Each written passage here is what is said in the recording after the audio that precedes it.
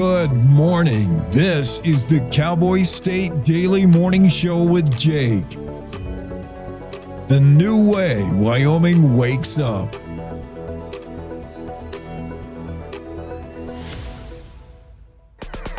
It's time to take a look at what's happening around Wyoming. From the Cowboy State Daily News Center, I'm Mac Watson. It's not a matter of if, but when humans will start competing against robots in combat sports. Cowboy State Daily's David Madison reports that the Wyoming Combat Sports Commission is ready and has drafted the nation's first rules for synthetic combat. It's a logical next step that if fighters are training on robots, according to a fighter I spoke to in Cheyenne, the next step is competition. And Wyoming appears to be leading the way in coming up with rules and trying to protect the human involved, of course. And that was emphasized by the folks we spoke to. Brian Peterson, who is the chair of the Wyoming Combat Sports Commission, tells Cowboy State Daily that because he is seeing more videos and discussions about fighting robots, that inspired him to draft the rules for hybrid bouts where humans would compete directly against machines and create licensing requirements for robot operators similar to those for trainers and referees. Nearly 50 years ago, a 20-year-old Casper woman named Celeste Hensley Grubb vanished and was never found. Cowboy State Daily's Jen Coker reports that today the son of one of those Wyoming searchers is on a mission to find her and has a theory of where to start his search. John now saw a post on Facebook about Celeste being missing, and there's more energy to finding her now. John then expressed that he was very interested in actually searching the lake where his father is convinced that she drowned in, and whether she was in that lake by foul play or whether she fell in there. The general consensus is she's in that lake. John is planning to search Misty Moon Lake, which is in the Bighorns, where the general consensus is that Celeste is in that lake, whether by foul play or whether she accidentally fell in. And the problem is it's very expensive to do so. Celeste, her aunt, and a family friend went camping near Misty Moon Lake in the Cloud Peak Wilderness. Her two companions left Celeste alone to climb to the top of the peak because she had been too tired to join them. When the women came back to camp around 5 p.m. that day, they say, "I'll be back with more news from the Cowboy State Daily News Center right after this." The Wyoming way of life. There's nothing like it. And no financial partner like your local cooperative credit union to help you live life the way you want to. We help you save for a brighter future, borrow for your dream home, start your small business. We've got your finances, and you've got plans, so go ahead, pitch a tent, head for the rodeo, reel in a big trout, fire up the smoker. Wyoming's credit unions are here to stay and here for you. Cowboy State Daily News continues now. A Buffalo, Wyoming area elk hunter claims that he and others are denied hunting opportunities by a landowner hoarding the herd by deliberately driving elk away from public land. Cowboy State Daily's Mark Hines reports whether this practice is illegal or just bad sport. Push elk where they want them to go. In other words, the outfitter or the rancher who stands to gain money from keeping those animals on their land where they can be hunted for a fee will deliberately push animals away from public land onto private land, which is ethically questionable at best. And whether it's illegal, that would boil down to whether it amounts to the actual harassing of wildlife. Hunters routinely share stories having claimed to have seen landowners using horseback, vehicles, and even aircraft to spook elk herds back away from crossing the boundaries onto public land. The Belvoir Ranch, which offers the public 12 miles of new public trails and other outdoor rec opportunities in Laramie County, will be ready to open in the spring. Cowboy State Daily's Renee Jean reports that the city of Cheyenne bought it for the water rights, which is becoming more of a trend, but when it opens, it'll be a world-class outdoor experience. It's a stunning landscape. It's not that far to connect the Big Hole, which was added to the Belvoir Ranch in 2005, with 40 plus miles of stunning trails in Colorado. So you really have this potential to create a mountain biking and hiking mecca. They're going to add equestrian trails. They're going to have a reservoir that could be stocked with trout. Eventually, they might have a few primitive camping sites. None of this is going to interfere with the already existing hunting management area that's adjacent. So it's just a really cool recreational gym. Belvoir Ranch's project manager, Dustin Humphreys, was at first concerned when he learned that the city of Cheyenne was going to allow the building of 75 wind turbines, but he says the way it's designed, the windmills are all but invisible. And that's today's news. Get your free digital subscription to Wyoming's only statewide newspaper by hitting the daily newsletter button at cowboystatedaily.com. I'm Mac Watson for Cowboy State Daily. There is a road laid out for me. Boxes everywhere. And this is gonna be Addie's room. I am blind, You're really gonna like it. I hope so. Yeah. I know this road is there for me. There is a long way. First night here, but Amy seems cool. The ways down by the river. I am blind, but I need not see. I got this. I know it's there for me. Okay. If I'm really free, take me down to the river and wash me.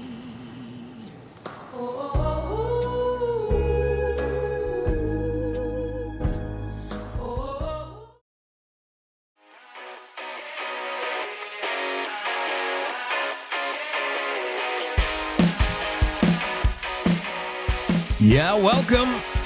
Monday, Cowboy State Daily Show with Jake. I thought I saw something moving behind me. This is not Halloween anymore. That was scary.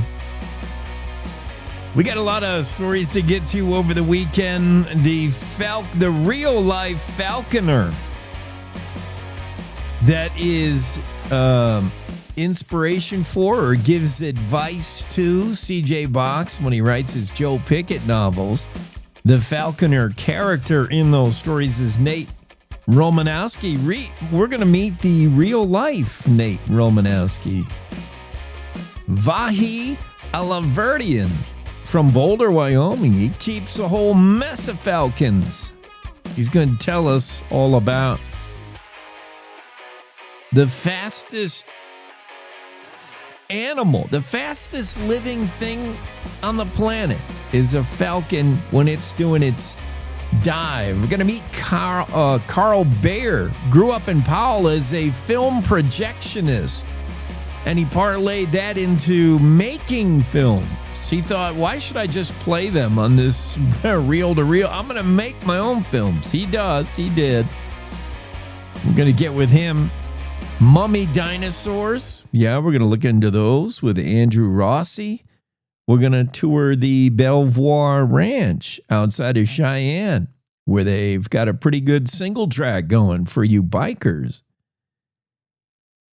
A Wyoming gym down there in Mexico. Members of a Sheridan gymnasium are bringing jiu-jitsu and Jesus to kids in a cartel-riddled Juarez, Mexico neighborhood.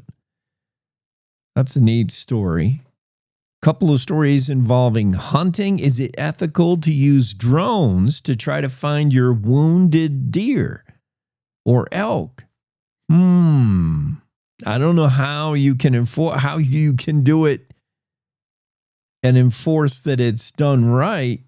It blurs the ethical lines, some hunters say. Other hunters are accusing ranchers of driving elk onto their private land and off of public land where regular hunters can't get a shot at elk.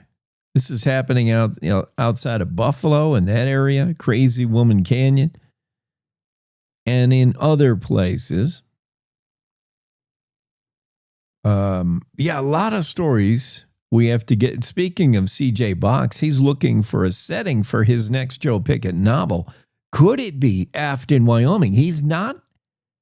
Afton's one of the few communities that he has not put a book in. He's not set a story in.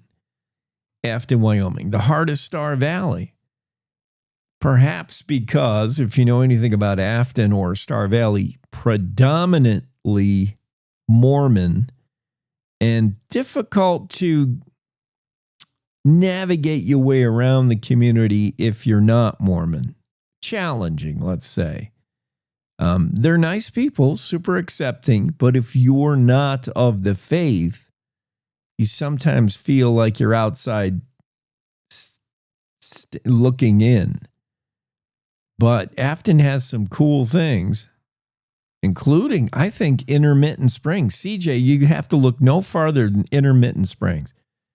That happens so infrequently anywhere in the world where you have a springs, a little creek, a little waterway that turns itself on and off like clockwork. Like 1 minute it's flowing and the next minute it's not. And I've visited it a couple times. I think I'm right there. There's your book. There's your story. Start it with the intermittent springs. Just a thought.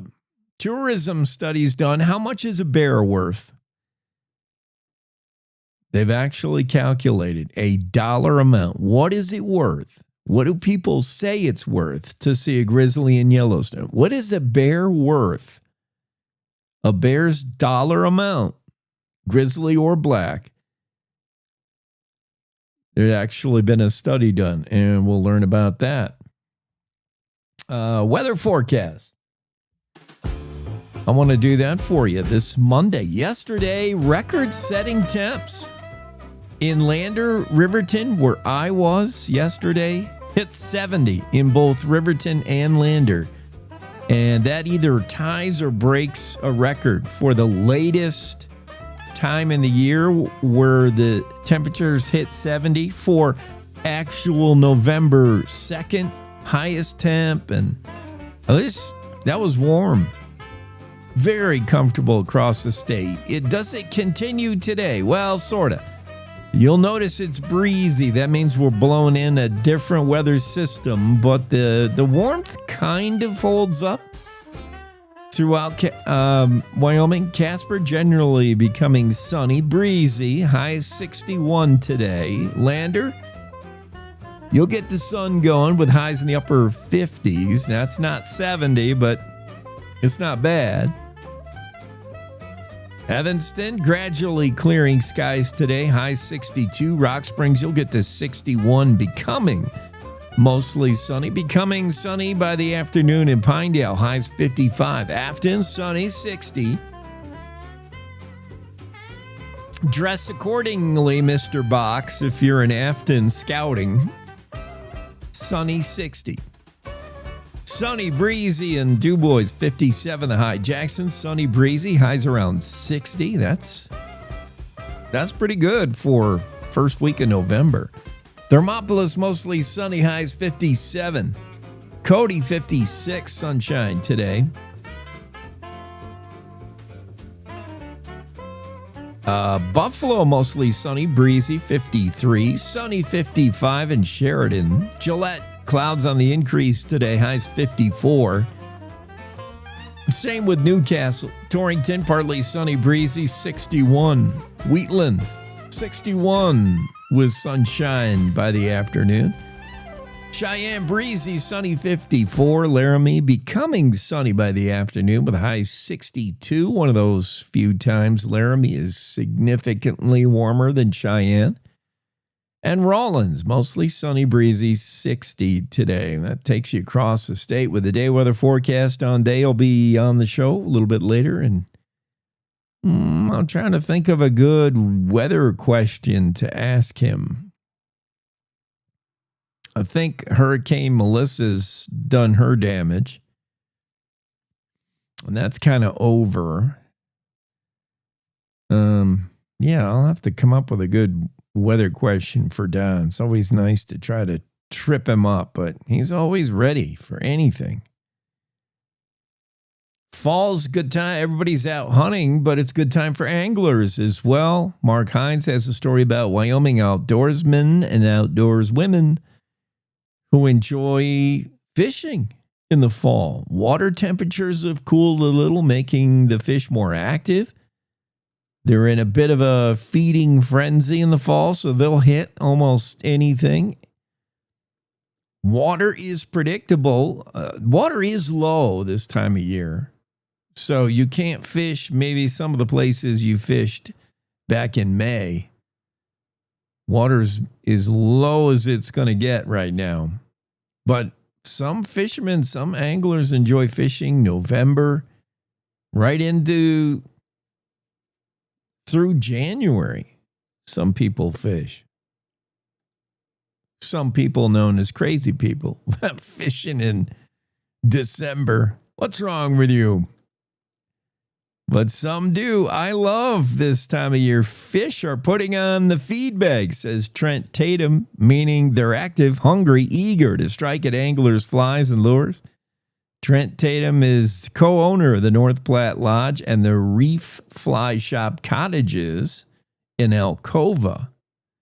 And he likes fishing right now. Crowds are thinner. I like that.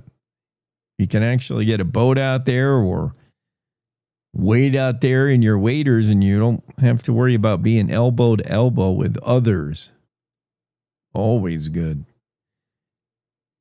Yeah, fishing, Mark Hines' story. What else do I want to get to today? We'll try to get to everything that happened over the weekend. There was a lot. Claire McFarland has a story that further clarifies yet further muddies what's going on at the F.E. Warren Air Force Base with all the shootings. We do know a little bit more about the one kid that was killed back in June, I think. And the person that shot him, we know why or how it happened. Yet the person that was back in July, not June, U.S. Air Force member. These are in addition to other shootings. I can't even keep track of them. But during the July 20th one was the one where there was some kind of party going on. One of the airmen was shot dead July 20th. The shooter, Marcus White Allen, we learn now from the Claire McFarland story, we learn how it happened. He was pointing his 6-hour M18 at his friend, pointing the gun to his chest while his finger was on the trigger. Remember, for a little bit, F.E. Warren Air Force Base, I think to distract the news media maybe, or out of an abundance of caution, or out of just believing Marcus White Allen at first, they pulled all those M18s from their airmen. Remember that? In the aftermath of the shooting, it was believed perhaps the gun went off by itself. We were going to blame the whole incident on the firearms manufacturer, Sig Sauer. And the order was given. They went so far as to pull the 6-hour M18 from everybody carrying one on the Air Force Base until the investigation could be completed. Well, the gun didn't go off by itself. It went off because Marcus White Allen was joking around with it, pointing it at his fellow airman with his finger on the trigger. Yes, guns don't kill people. People kill people. The gun didn't go off by itself. Marcus White Allen was goofing around, accidentally pulled the trigger. Then Marcus White Allen, the shooter, was found dead on base nearly 3 months after the initial fatality, October 8th. Marcus White Allen, the one goofing around, who's the shooter, is found dead himself. That case is under investigation, and we know no more than that. Braden Loven, by the way, is the airman that was shot, the victim on July 20th. He's a 21-year-old out of Greenville, Kentucky. So, yeah, just weirdness on the Air Force Base. And with every answer we get, there's 2 more questions that crop up that go unanswered. Claire McFarland's latest Air Force Base shooter pointed gun at airman's chest in joking manner. So we know how the July 20th incident went down. Don't know how the joker with the gun wound up dead 3 months later. Maybe living with the guilt of shooting his fellow officer. Maybe somebody else took revenge. I mean, our speculation runs wild when you're not given any info, and that's pretty much par for the course when you're talking about a branch of the military and their dealings with the media. You're going to hear what they want you to hear and nothing more, and usually nothing much. Governor Gordon's declared a Wyoming welfare emergency, opening up some $10 million for food benefits. This is while we wait to see what happens at the federal level with SNAP. Latest we heard, a judge intervened, told President Trump you need to fund SNAP. Trump didn't resist, or the administration didn't resist that order, saying, well, give us a couple of days, we'll get some money in there. The belief is by today, partial SNAP benefits may start flowing again at the federal level, at least by Wednesday. That seems to be the target date. By Wednesday, SNAP should be at least partially refunded. But while we wait, Governor Gordon says those receiving benefits in Wyoming should continue to receive benefits. He made that announcement last week on Friday. Welfare emergency in Wyoming ordered up to $10 million in state money to be allocated for emergency food assistance if federal benefits run out due to the Schumer shutdown. Gordon even used those words, the Schumer shutdown. This seems to be popularized by Republicans. The governor announced 2 executive orders, one to backfill Wyoming's stalled SNAP with state emergency funds, another to exempt Wyoming from having to supply SNAP money for junk food. Oh, we remember that bill was progressing along. We want folks to be able to get wholesome food if they need it, and we don't want them getting candy bars with SNAP. So if that money will be needed remains unclear because the feds are moving towards putting money in SNAP, but we know the speed in which government moves. Who will be faster to feed its people, Wyoming or the U.S.? Other stories we'll hit when we come back. Casper legislator wants to cut license plate fees for older vehicles. I like this, and I wouldn't stop there. Let's cut the registration fees after a certain amount of time period with this taxation. Why do you have to pay for your car forever? And your house, for that matter. Oh, don't get me going on taxes. We'll be right back, and we'll talk about more happening over the weekend of the Cowboy State Daily Show, including sports. What a weekend in sports it was. We'll do it all right after these. How do you know when you've made the right decision? It's the feeling you get in your gut. The one that tells you what's right or wrong. It's the one that says, sure, I can have a drink. Or the feeling that says, okay, I've been drinking. Now what?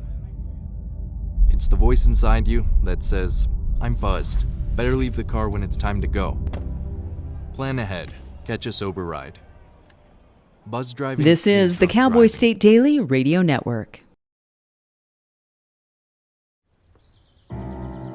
Hi. I'm your retirement fear. But don't be scared. You're still in pre-retirement. Does that mean I have more time to plan? Precisely. Here, this is pretirement.org. Retirement savings options? Potential tax breaks? Move. This isn't scary. I'm doing it. You got this. Visit thisispretirement.org for free resources to help you customize your action plan.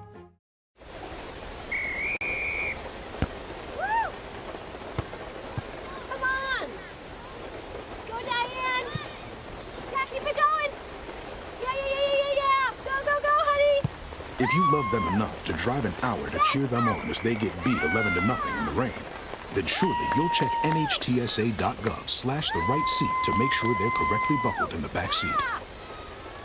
Throw that ball, Diane. Woo! You got this. I was a technical sergeant, E6. I served in Vietnam in 1969. I am a U.S. Army veteran. Have you ever helped a fellow veteran? Of course. Yes. Try to always be there for each other. I do my best reaching out to my brothers and sisters in arms. Have you ever asked for help yourself? It's always tough, right? I can't say that I have. I mean, If you don't have someone to kind of help you guide those thoughts, it can be really bad. eventually, you just can't deal with it on your own. I guess it's a part of the military too, right? Service before self. It was drilled in, service before self. And you start to question, maybe people would be better off without me, When you realize that you're not alone, once you take that first step, there's so much support.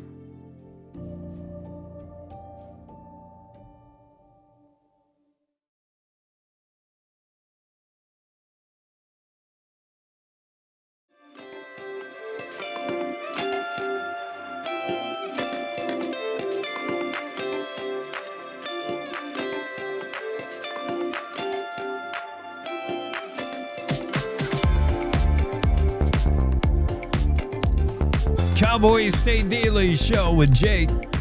Sports over the weekend included golf. Me and the wife. Yeah, Rob wants to know how it went. Pretty good. I set the course record for lost balls, I'm pretty sure. The wife and I. There were so many leaves on the course. Lander Golf Course is pretty good. But they're at this time of year, I didn't think about that. I mean, it's fall. And they have leafy trees in Lander, where in Wyoming, in my part of Wyoming, we don't have many leafy trees. Most of it's lodgepole pine. We don't have trees losing their leaves. Maybe some aspen. But all the golf courses around here, there aren't trees. But they have a lot of trees on the golf course in Lander, perhaps as windbreaks, because it was kind of windy. And the leaves were everywhere. And if your ball went into leaves, you couldn't find it. So I'm pretty sure I set the record in lost balls, lost a lot of balls. Didn't keep score. It was me and the wife. The wife doesn't golf. But she did pretty good. Cowboys lost. Dang. Now, when I say Cowboys, please don't think I'm talking about the Dallas Cowboys. A lot of people, when I tell them, I have to say, you have to use pokes. Because a lot of my friends or family or acquaintances who live outside of Wyoming, when I say, ooh, big Cowboys game this weekend, they're like, why do you like Dallas? I'm like, no. So I find myself having to say Wyoming Cowboys or Pokes, because people think I'm talking about, like I would ever talk about Dallas and worried whether they win or lose. Wyoming Cowboys, yeah, they suffered a setback after that great win, destroying CSU, beating the sheep and taking the boot. A little bit of a step back against San Diego State. Now, SDSU is good, and there's a reason that the Aztecs are 7-1 and 4-0 in conference play. They're good. And we knew going in, heading to Snapdragon Stadium, whatever that is. It sounds so cute. It's impossible to make it sound fierce, right? When you're... Where's my ESPN? If you were, trying to do the promo for the show, Welcome this Saturday with a big showdown. The visiting Wyoming Cowboys bring their high-powered offense into Snapdragon Stadium. Snapdragon Stadium. You just can't do it. You need a place like the War. The San Diego State Aztecs visit the War. You need the War Memorial. Snapdragon Stadium. It sounds like you're going to have a dancing. It sounds like a good place to have a dog show with a bunch of poodles prancing around, all prissied up. Welcome to the annual Dog Breeders Classic at Snapdragon Stadium. Yeah, you knew it'd be hard for the Cowboys to maintain. You know, they look really good the week prior, but SDSU is pretty good. Our offense, hey, we had a 7-0 lead, right? Had a touchdown early, had a 7-0 lead, and that was all we would get. That early touchdown was the only touchdown. And that was Sims, this kid, Landon Sims, a quarterback, rushed for 52 yards, unfortunately got hurt. But Javon Bonite has used Landon Sims more than any other offensive coordinator. He likes Landon. Landon looked good, led the team to an opening drive touchdown. Sims to Scott, 3-yard flip. 9 plays, 75-yard drive to open the scoring, 7-0. Aztecs responded, tied it, and then just ran away. Tough. Yeah, Cowboys got, we'll see if they can rebound next week, but yeah, I kind of like Landon Sims. I don't know what the injury is, but it seemed kind of bad.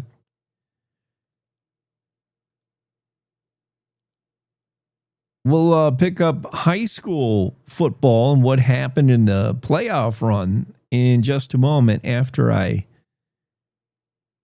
get into this story. 7 months after a semi plows through a house and workshop, Upton woman is in insurance hell. She can't get what she feels is a fair payout from Progressive Insurance. This woman is the owner of this rental home. She owns, good thing that her diner wasn't hit. She's got that Remy's Diner on US Highway 16. Really popular place with locals. She had this semi truck. The guy fell asleep at the wheel or had some kind of medical situation. Drove right off the highway, right into her concrete storage building. Now, the building's not much. Mickey Remington owns the building as well as the adjacent Remy's Diner, which was not struck, thank goodness. And Progressive, this happened all the way back in March of this year. Early, all the way back in March, Progressive has checked it out and made an offer, and she said, I couldn't put a 10 up for that. And that's a huge problem with home insurance and soaring building costs. I found the same thing personally in my walk of life. You're never going to get anything near the cost to rebuild, not even close. Especially depending on where you are in Wyoming, it gets even worse.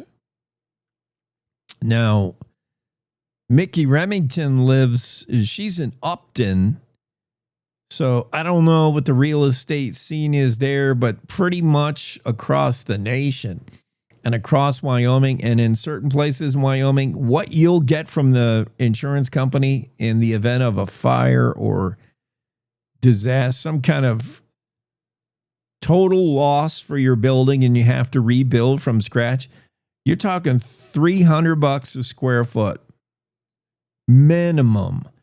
and insurance companies are offering like 150 a square foot or something stupid. You're like, that. Where do they live? In dreamland? You can't rebuild your home. You can't rebuild your building, your structure for what insurance companies will pay you for the most part. Not even close.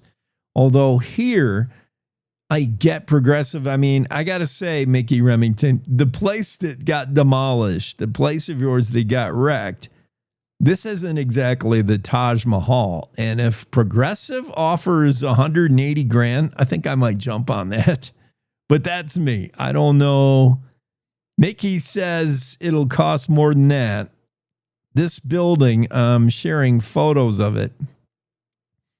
I mean, it's just cinder block. I don't know anyone was living in it. I think she was using it as a storage / rental. So there might have been one person living in there. She was deriving income from it was the thing. Storage building and rental home. Yeah. And she's been trapped in insurance hell since March, since the accident when this semi plows in there, the semi tractor trailer. That company has Progressive for insurance. The 2,000 square foot shop was appraised for, let me see, the insurance company. Oh, and there's two different buildings, maybe. She said the diner was narrowly missed getting hit. Oh, that would have been terrible. Remy's Diner. What? The 2,000 square foot shop, which was rented to an electrical repair business, appraised for $250,000, but garnered only a $58,000 offer from Progressive. The insurance company offered to pay Remington $180,000 for the 1,200 square foot house, appraised at $187,000.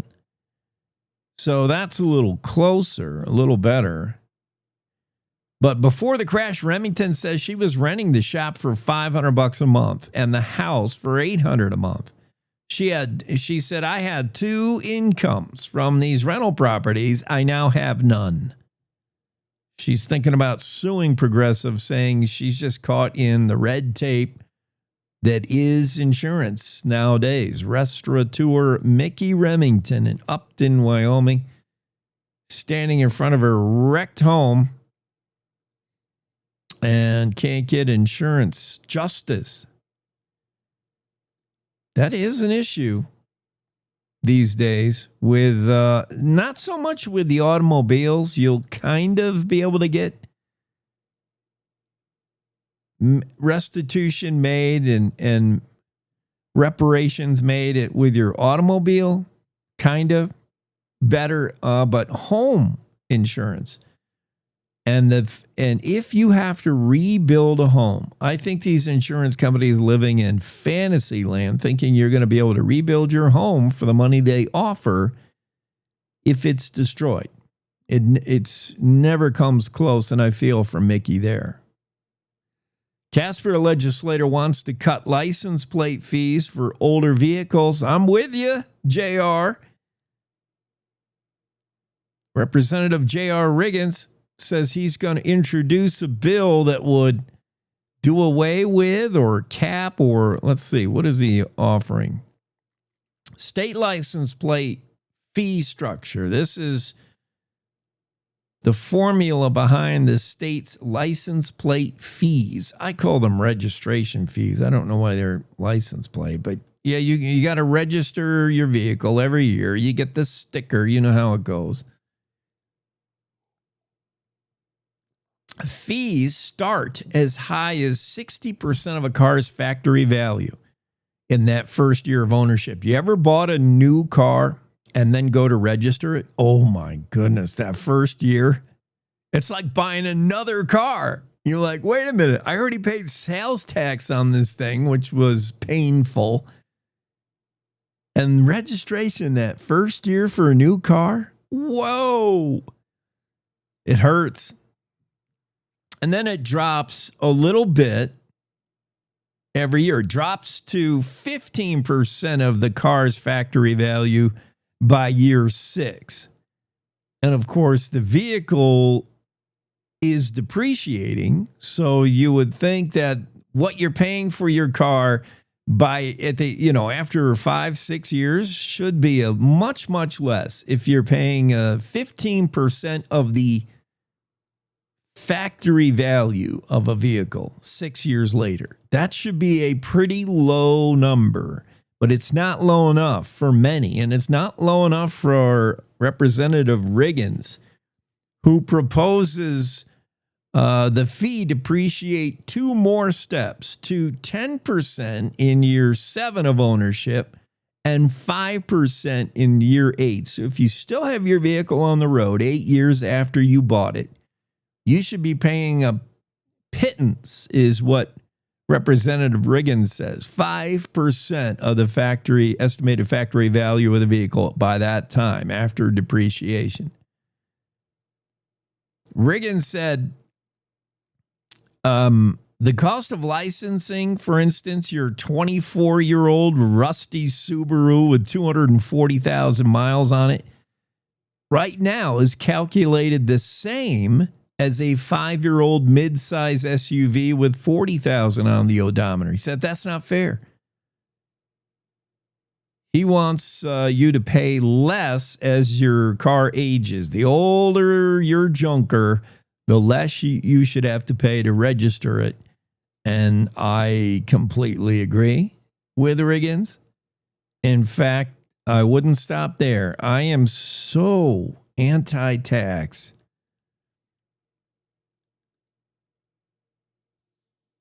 And taxed for your vehicle, I mean, that tax presumably goes to fund YDOT. So does this fuel tax. So does tolls, although Wyoming doesn't really have tolls. But there's like many ways where your money can go fill potholes. It doesn't all have to be from registration. You're already paying money at the pump that presumably goes toward your highway department.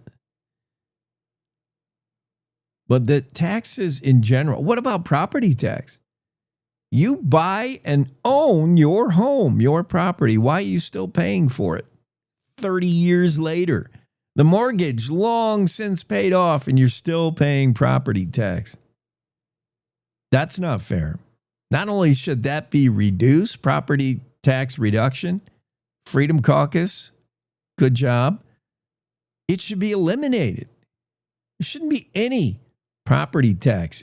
Maybe the first year, if there's a transaction fee. But after that, why are you still paying for something you own? It's just the government inventing ways to tax you. The government already taxes you for earning money. Before you even see your paycheck, government's already reached in. That's the penalty for hustling. The penalty for earning money has been extracted from your paycheck. Here's the penalty, and we'll take this much. Shame on you for trying to make money in this economy. Then you're taxed when you spend the money. Whatever you got left out of the paycheck, well, I'm going to spend some money here and spur the economy a little. You're taxed for that. Sales tax. Then you decide, well, I don't even have money to spend. I'm going to save it. I'm going to put it in my savings account. You're taxed for that. Saving money. You're taxed for any money that your savings makes in interest. I mean, you're hit every which way from Sunday. So, yeah, J.R. Riggin, you got the right idea. Find a way to knock down some of the registration fees for these old vehicles at least, so grandma doesn't have to fill every pothole out there for YDOT. Let's take a break. I'll come back with high school football. We'll let you know what happened last Friday. Who's heading to round 2, the semifinals, right? And then, then what happens next as all these high school football teams make their way to a state title.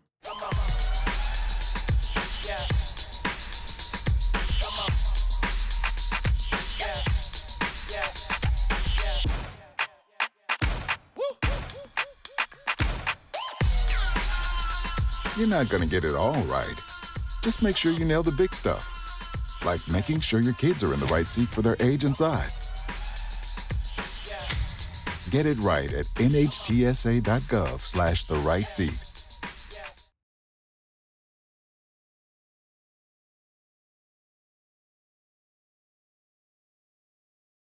You're listening to the Cowboy State Daily Radio Network.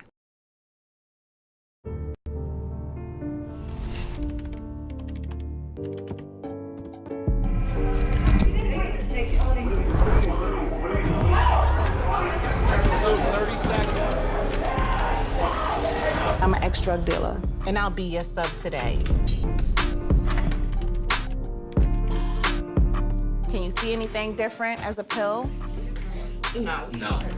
You don't know? Fentanyl is being mixed into everything now. There's only one thing that will save somebody's life. That is naloxone nasal spray.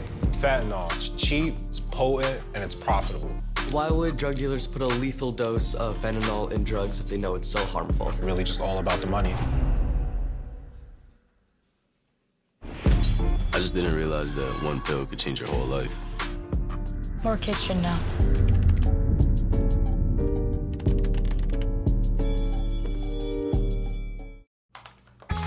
Emma, did you hear? Todd's in the hospital. Who's Todd? He got a collapsed lung from vaping. He thought it was cool. Not cool. Promise you won't vape, Emma. It can lead to a lifelong addiction, and we can't be friends if your lungs collapse. Bogus. Wacky sitcom teens aren't the best people to talk to your kid about vaping. Hey, you got a minute? You are. Start the conversation with your child about vaping today. When the uniform comes off, the battle doesn't always end. Too many of our veterans are fighting silent wars with trauma, with loss, with hopelessness. Downrange Warriors stands in that gap, offering peer support, purpose, and a brotherhood that saves lives. You can help. Visit downrangewarriors.org because no warrior should ever walk alone. Hope is waiting. Be the reason they find it.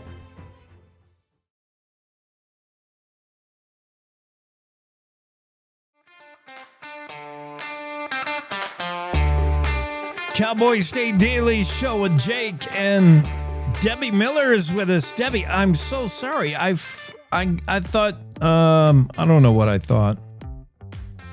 I'm all messed up on my time. Yeah, I should have got to you earlier, but here you are. You're here now. That's good. I'm here. I want to talk about your book, your stuffs. Debbie Miller, certified senior advisor, certified aging in place specialist. Caring for our elderly is not something Americans have done very well. Elders in maybe the Native American community, Indians, they treasure their elders. For the rest of us, we just put them away and want to forget about them, and that's not right, and that's unfortunate.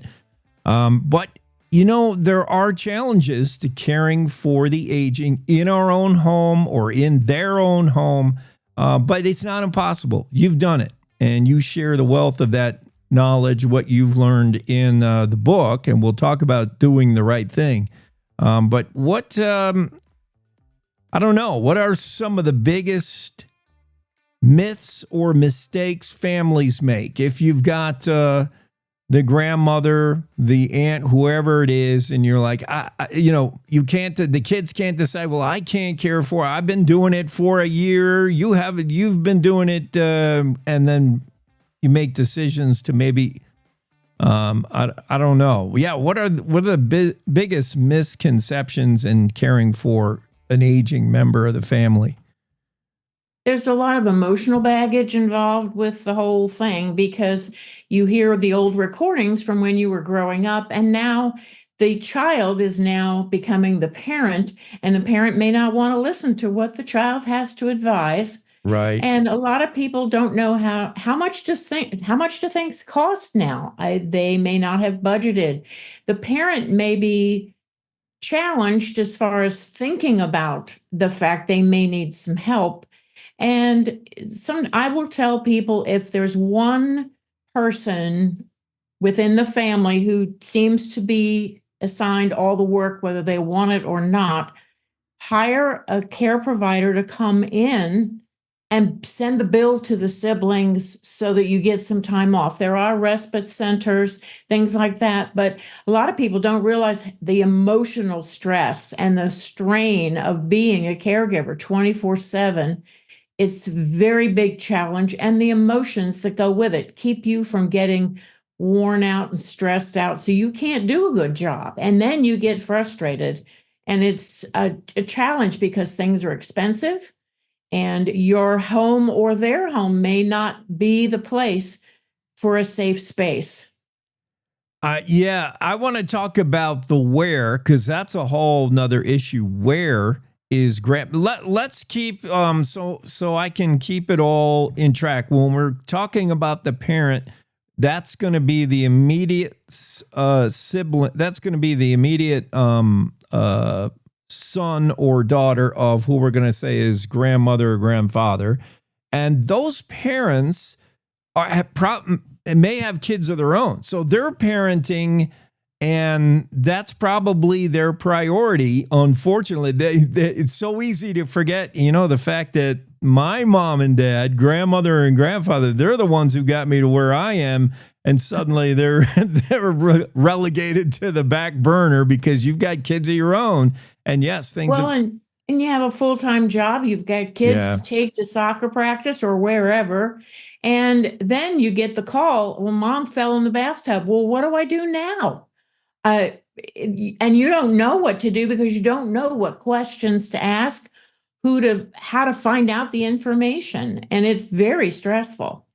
Sandwich generation people, like in their 40s and 50s, I think are the hardest hit on this whole thing. Yeah. Yeah. It seems like most people will go through the progression of they'll try to be a caregiver, part-time caregiver, but then things get progressed to the point where you're like grandma, grandfather, they need somebody like hands-on more often. And that's usually a hire of a paraprofessional maybe, or somebody to come into their home on some basis. And then it's to the point where even that becomes too much. And then you got to think about putting them somewhere where they can have 24/7. Is that where we're at? And all this is terribly expensive, I would think. Yeah, it very, very much so. And if you think, oh, well, I'll just go over a few times a day and help mom with this, that, or the other thing, but then it gradually becomes more and more and more, and then she falls, but you haven't done your homework to figure out, what do I do now? That adds to the stress incredibly a lot. And the book helps you figure out ahead of time, even if you don't have to use it now, at least get that information under your belt, because so many of the really good places, yes, they may be expensive, but they have wait lists. And you don't just get to say, oh, well, my mom's ready to come tomorrow. And they say, well, how about in 6 months or a year?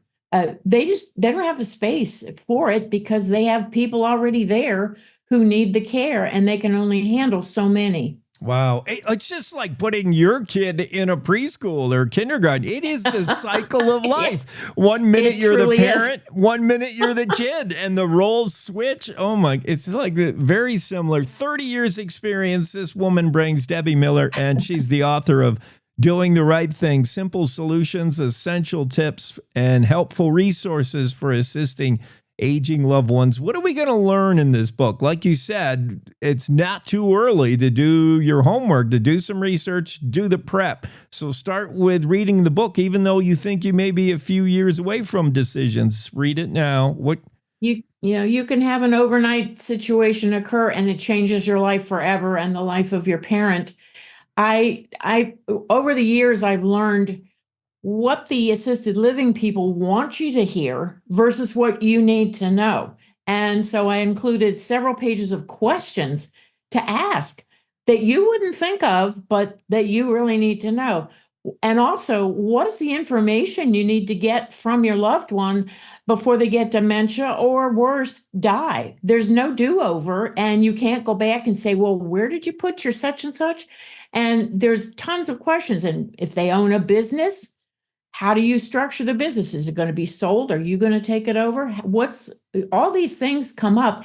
It's overwhelming to think about everything, but at least you've got things under your belt, like where is their marriage certificate? Where's their life insurance policy? Do they have the beneficiary accurately reflected? There's way too much stuff to think about when you're in an emergency, stressful, emotional situation. Yeah, you don't want to have to do it then. I have just seen this recently happen in my wife's family, a neighbor, where there was a love and the search to tie up loose ends, the paperwork. Where is the will? Where is the bank accounts? Who has access to their savings? Like, right. Oh my goodness, that's a lot of inertia. To have it in place before is. Well, there's little things you can do. For example, like you said, a bank account, you can put POD, payable on death, so that the executor or whoever if you have a trust, whoever the person in charge has to take over, the bank will freeze the account if it's not on there. So that's a simple thing to do. And then whoever comes in has the right then to write checks, to pay medical bills, to pay all kinds of things. Little things like that, and check the life insurance. Is the beneficiary up to date? I mean, I had a woman who wrote her will years before, but she left all her income money to her high school, which had closed down 20 years before. So nobody got anything from that. That was in the courts for a while. Just little things like that. But you don't know what to ask because you haven't been through this before. And it helps you it empowers you and educates you to be a better advocate for your loved one, is what the book does. And I learned so much over the years. And I just said, other people are going to want to know this information. And so I wrote it in a book, and I was surprised and pleased that it was so well received, because I didn't know that. And I said, you're probably not going to, unless somebody genuinely cares about you and tells you, oh, here's what you need to do. But the assisted living people, they provide the care, but they only want you to know the glowing reports about how they are going to care for your loved one. But you need to know the behind the scenes. Like if they have 300 people in the facility, but they only have 20 beds for rehabilitation, and your parent has to go to physical therapy and then come back. Are they going to have room for them? Things like that. Yeah. And you don't know what might happen. No. But it's good to think about these things before it's too late. Yeah, you would never think of these things. You wouldn't even think to ask unless you had, take advantage of the fact that Debbie Miller's got 3 decades doing this, and she wrote it all down for you. She literally wrote the book on it. Use her knowledge. One last thing, Debbie, before we run out of time. We talk about the scenario where the family, the kids, unfortunately, if there's multiple kids, no, it's not enough people or not enough wanting to step up and do things. What about this scenario where there's all the kids want to say, oh, we should do this with grandma and the other? You need to appoint a point person of some kind, an executive, somebody who is going to make the decisions. It's important. Sometimes it's a mediator having to step in and saying, okay, let's listen to everyone's, and then the mediator or whoever the person is in charge, it could be a bank trustee, it could be any number of people, but they have to then explain to the adult child in the circle of people, well, here's why that might not work because, and then sift through all the choices that they're coming up with and say, well, you know what? Based on what your parents need right now and in the future, here's the option that will work the best, and then bring everyone else to agreement on that situation. But it's a tough challenge because everybody has their own emotional baggage that they're coming in with. But it can be done. It just takes longer. Everything takes longer than you think it will. Got that right. Well, take advantage of over 30 years experience and get ahead of it before a stroke, before something puts the rush on all of it. Sooner or later, we all have to deal with it, how to take care of our aging, our elderly, and our family. What's the best way to do it, and how do you do it right? Deborah Miller wrote the book on it, and go get it. Amazon, click, start buying it, doing the right thing. Simple solutions, essential tips, helpful resources for assisting aging and loved ones. Debbie, thanks for sharing that with us this morning. Thank you. I enjoyed being here. All right, have a great Monday. Cowboy State Daily, we got to take top of the hour news break now. It's time to take a look at what's happening around Wyoming. From the Cowboy State Daily News Center, I'm Mac Watson. The Wyoming Attorney General's office is urging the state Supreme Court to give legislators more time to tweak school funding before being forced by a court order. Cowboy State Daily's Claire McFarland reports that legislators are now in recalibration, which they must undertake every 5 years, to develop appropriate block grants for school districts. They're undertaking this process also under the pressure of a court order from February where the judge said, you got to supply one computer for every student. You got to supply school resources officers, furnish mental health counselors in elementary schools. Even though they're under court order, they're like, we'd like to look into the mental health and computer things going into the next interim. So not right now. So there's this kind of pushback from the legislature. The order might not survive the state's appeal of it, which is scheduled for a November 12th oral argument in the High Court. The motion claims the state is likely to win its challenge and in doing so, win back more legislative autonomy on how to fund schools. Wildlife experts and advocates say you can't quantify the value of Yellowstone's famous grizzly bears because they're priceless. But Cowboy State Daily's Andrew Rossi explains how two researchers from the National Park Service and the U.S. Geological Survey put the value of a grizzly at about the price tag of a new car. If a grizzly bear is worth $46,000, then maybe there are a lot of people who decide we can afford to lose $46,000 in our local economy through hunting. And then that number can just continue to grow from there. It's too early to say what anyone's going to do with the numbers that they've compiled, but it does open that door that, people can look at the monetary value of a grizzly. That could be an interesting discussion in and of itself, because the last time grizzly hunting tags, last time that discussion came up in Wyoming, it was around $6,000 per tag, and $46,000 is quite a bit more than that. The study says the total annual value of Yellowstone bear sightings at roughly $9 million for grizzlies and about $7 million for black bears. I'll be back with more news from the Cowboy State Daily News Center right after this. The Wyoming way of life. There's nothing like it. And no financial partner like your local cooperative credit union to help you live life the way you want to. We help you save for a brighter future, borrow for your dream home, start your small business. We've got your finances, and you've got plans, so go ahead, pitch a tent, head for the rodeo, reel in a big trout, fire up the smoker. Wyoming's credit unions are here to stay and here for you. Cowboy State Daily News continues now. It's been 7 months since a tractor-trailer truck plowed through a Upton storage building and a rental home. But Cowboy State Daily's Scott Schwebke reports that the owner says she's trapped in insurance hell. Her name's Mickey Remington, and she owns a diner in Upton called Remy's Diner. And back in March, a tractor-trailer plowed through a storage building and a house that she rents out. She's filed claims with the insurance, but she says they're not willing to make her whole and they're lowballing her. Remington tells Cowboy State Daily that her 2,000 square foot shop, which was rented to an electrical repair business, was appraised for $250,000, but only garnered a $58,000 offer from the insurance company.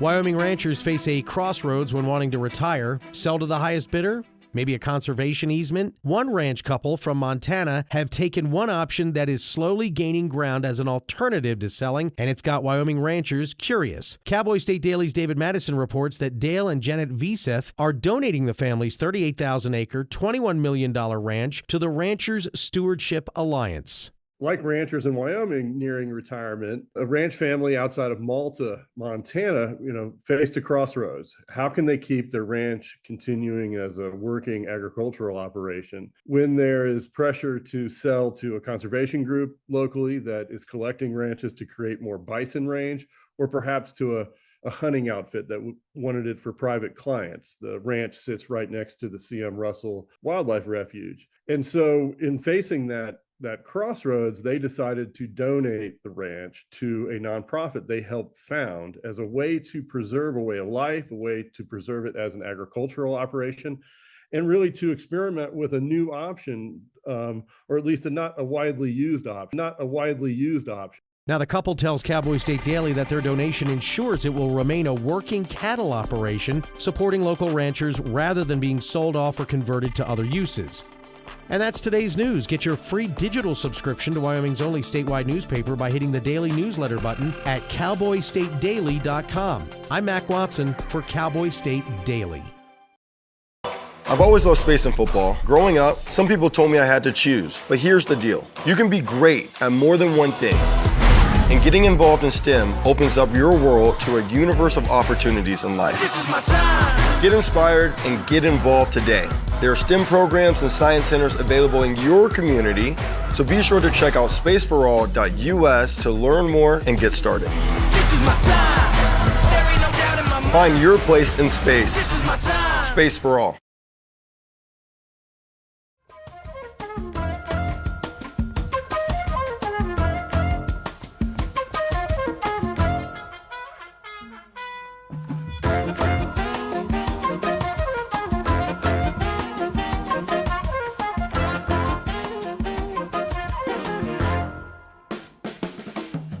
I forgot we can blame the Wyoming Cowboys loss to SDSU on Rob, who that's his alma mater, the Aztecs. So Rob was pulling for San Diego State extra hard, and that's the reason the Pokes lost that game. Way to go, Rob. Rob's second favorite team is probably Wyoming, though. In the high school scene, here's what happened across the state in high school football. It was a gorgeous night. Friday night, under the lights. Friday night, fright. It was Halloween, but more importantly, it was the quarterfinals. First round of the playoffs. And here's how it went down in the 2A. Top-ranked Bighorn had no trouble with Cokeville, 31-0. The Rams were up 21-0 by the half, and then just put in the cheerleaders for the second half. They had an easy way with it. What about Mountain View? Mountain View, second-ranked Mountain View has been scoring points all year, 79-20. They beat Glenrock. Holy cow, 79 points. This kid Sawyer had 4 touchdown runs alone. Plus the Buffaloes also had 2 interceptions returned for touchdowns, 2 pick sixes. So yeah, 79 points. Thermopolis took care of Burns. That's third-ranked Thermop. And we were wondering how many times the fireworks would be going off in Thermopolis. A lot. They may have run out of ordnance in Thermop. They may have run of them. The mortar might have been, what do you call the mortar is the thing that shoots out, right? Or is the mortar the actual tube? I don't know, but they may have run out of rockets in Thermopolis. 43-12 over the Burns Bronx. The Thermopolis Boilers. That's my new name for them. They're actually the Bobcats. 43-12. So yeah, that a lot of fireworks were flying. It probably looked like 4th of July in Thermopolis Friday night. Lovell in a good one with Newcastle. We knew this would be close. 4th-ranked Lovell, 21. 5th-ranked Newcastle, 14. Good ball game. In the 3A, Star Valley had no trouble with Buffalo at home. That's 31 in a row now for the Braves. Star Valley, 54. Buffalo, 7. Cody also in a cakewalk over Douglas, 40-13. That's a rematch. Those two teams met just a few weeks ago. But Cody easily over Douglas. Riverton struggled a little bit with Green River. Give the Wolves credit. They've been hard to figure out this year. Green River, they have not been an easy out for anybody, I think, except maybe, I think Cody beat him pretty good. But Green River showed up. And third-ranked Riverton, number 1 in the East, struggled a little bit putting away the Wolves. 31-13 the final. In a game that I called on radio for Jackson Hole, 4th-ranked Lander 55, Jackson 35. I hope you bet the over. That's a total of 90 points scored in that one. 20-point win for Lander, 55-35 over Jackson. Lander looks pretty good, I gotta say. That win earns Lander a trip to Afton this week. 3 o'clock kick. It'll be Lander at Star Valley. That'll be a fun one. I don't think Lander is in the same neighborhood as Star Valley, but you never know. They looked pretty good taking apart Jackson. I'll say that. Elsewhere in the 4A, Sheridan makes it 53 in a row. They beat the Bronx of Kelly Walsh. They are the Bronx, sorry. They beat the Kelly Walsh Trojans 34-12. And Sheridan just keeps on rolling. Final score, Campbell County 17, Laramie 13. Second-ranked Campbell now moves on. Third-ranked Cheyenne East beat Thunder Basin 31-21. And in overtime, in a thriller, Cheyenne Central 17 to Trona County 16. Central got a block of a point after to win it. They blocked the extra point kick. Oh, my goodness. To win it by 17-16. Amazing. So here's what it's going to look like this Friday. And when it gets to this Friday, we'll recap this. In the 2A, 4th-ranked Lovell visits second-ranked Mountain View and expect a lot of points to be scored in that one. That'll be a 1 o'clock kick. A lot of these games will get started earlier just so it's a little bit warmer, maybe. Thermopolis visits Bighorn. That'll be a fun game in the 2A. 3A, as we said, Lander will head to Afton to visit Star Valley. And the number 2-ranked Cody will travel to 3-ranked Riverton.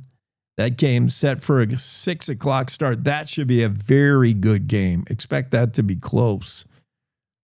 In the 4A, Cheyenne Central visits Sheridan, 6 o'clock kick for that, and a 6 o'clock start for East as they travel to Campbell County to take on the Camels. That should be fun. All the winners of those games this Friday will play the following week, November 14th and 15th, in Laramie for their respective championships. High school football last Friday was fun, and it was Halloween. Can't ask for more. Just sort of like a double shot of fun. Stories in the Cowboy State Daily over the weekend we're still getting to. How about the Wyoming falconer? He has 40 birds, each faster than the next. The falcon, if you're not familiar with the fact that the falcon is the fastest, a trivia question, what is the fastest animal on the planet?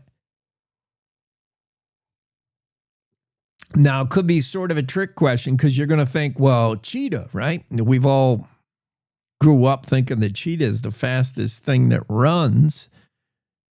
But don't forget the winged animals. Birds can fly faster than a cheetah can run. And birds being falcons, the nature of the falcon hunting is such that its stealth is through its speed. The falcon dive bombs in order to kill. And dive bombs they've been clocked at a little more than 240 miles an hour when they're in their dive bomb. Have you seen the meme, the photo of a falcon when it's dive bombing, when it's in its nosedive.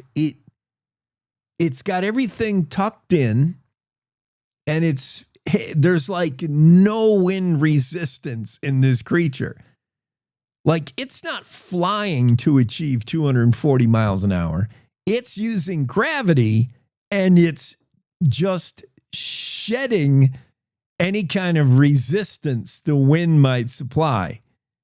It's just arrowing its way through the air. It's unreal. And in fact, it's so efficient at its nosedive tuck that NASA and other space scientists,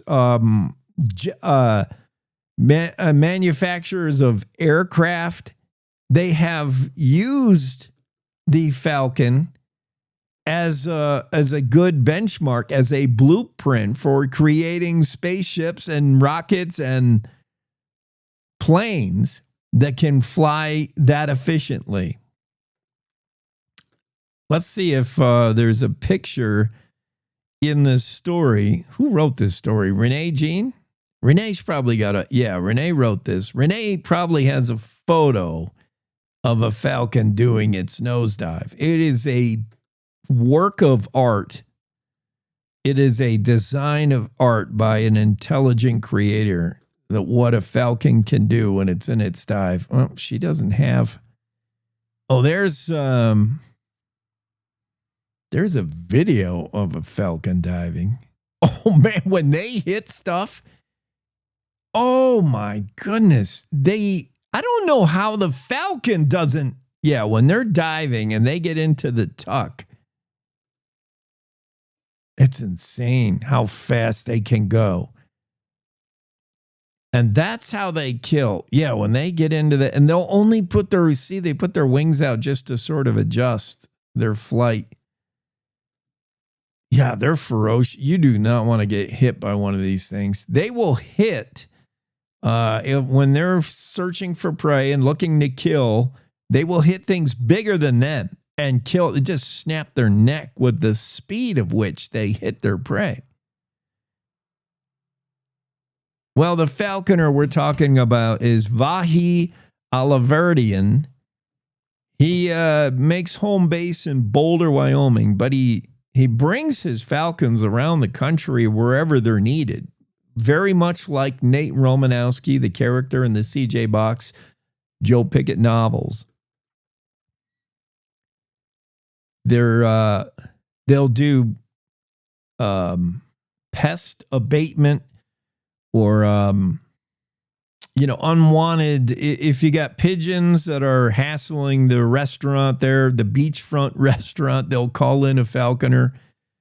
If you've got other birds that are creating issues, I don't know, maybe you got too many birds at the airport that could get sucked into the engines, you'll call a falconer and he'll bring his falcons. And you don't even have to have these falcons kill anything. Just their presence usually drives it. The other birds know. The other birds see the falcon. What the falconer usually will do, like Alaverdian, and he's a nationally known falconer. He brings his birds to California, Nevada, Arizona, places where they need some birds to be, bird abatement. What do they call it? And all he has to do is have the falcon take a couple of laps. He's got the falcon on his arm, on the leather falcon sleeve.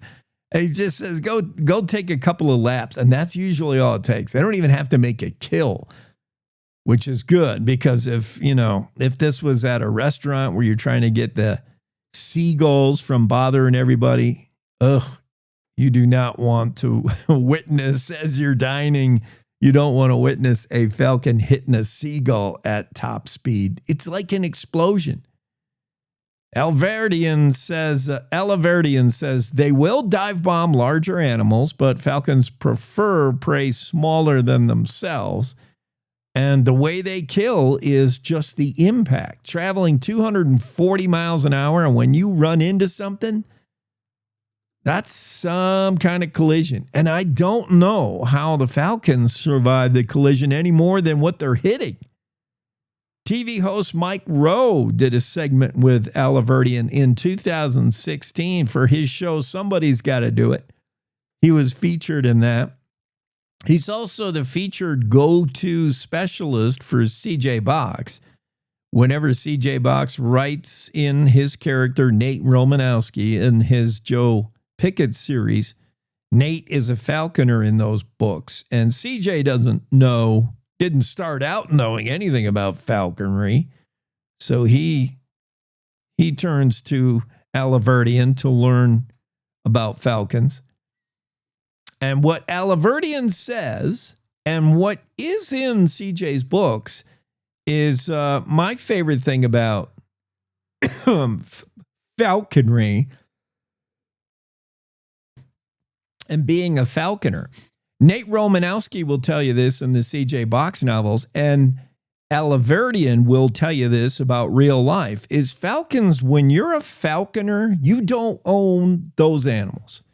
You have a relationship with them. Sometimes it's a very good bond, very tight bond. The falcons trust you. The falcons associate you with food. The falcons appreciate you. But Alaverdian said, a falcon will forget you in about 48 hours. They still remain wild. They still retain their wildness. And that's important, says Alaverdian and Nate Romanowski in the books. It's important that the falcons don't become used to you. They don't get hooked on a human. They don't depend on a human for their food. They are still wild. And any falconer will tell you that I have for instance, Alaverdian has 40 birds in his collection, 40 falcons, but he doesn't own any of them. He'd be the last guy. Every falconer will say, I don't own the birds. They're their own bird. I work with them. I train them. I feed them, but I don't own them.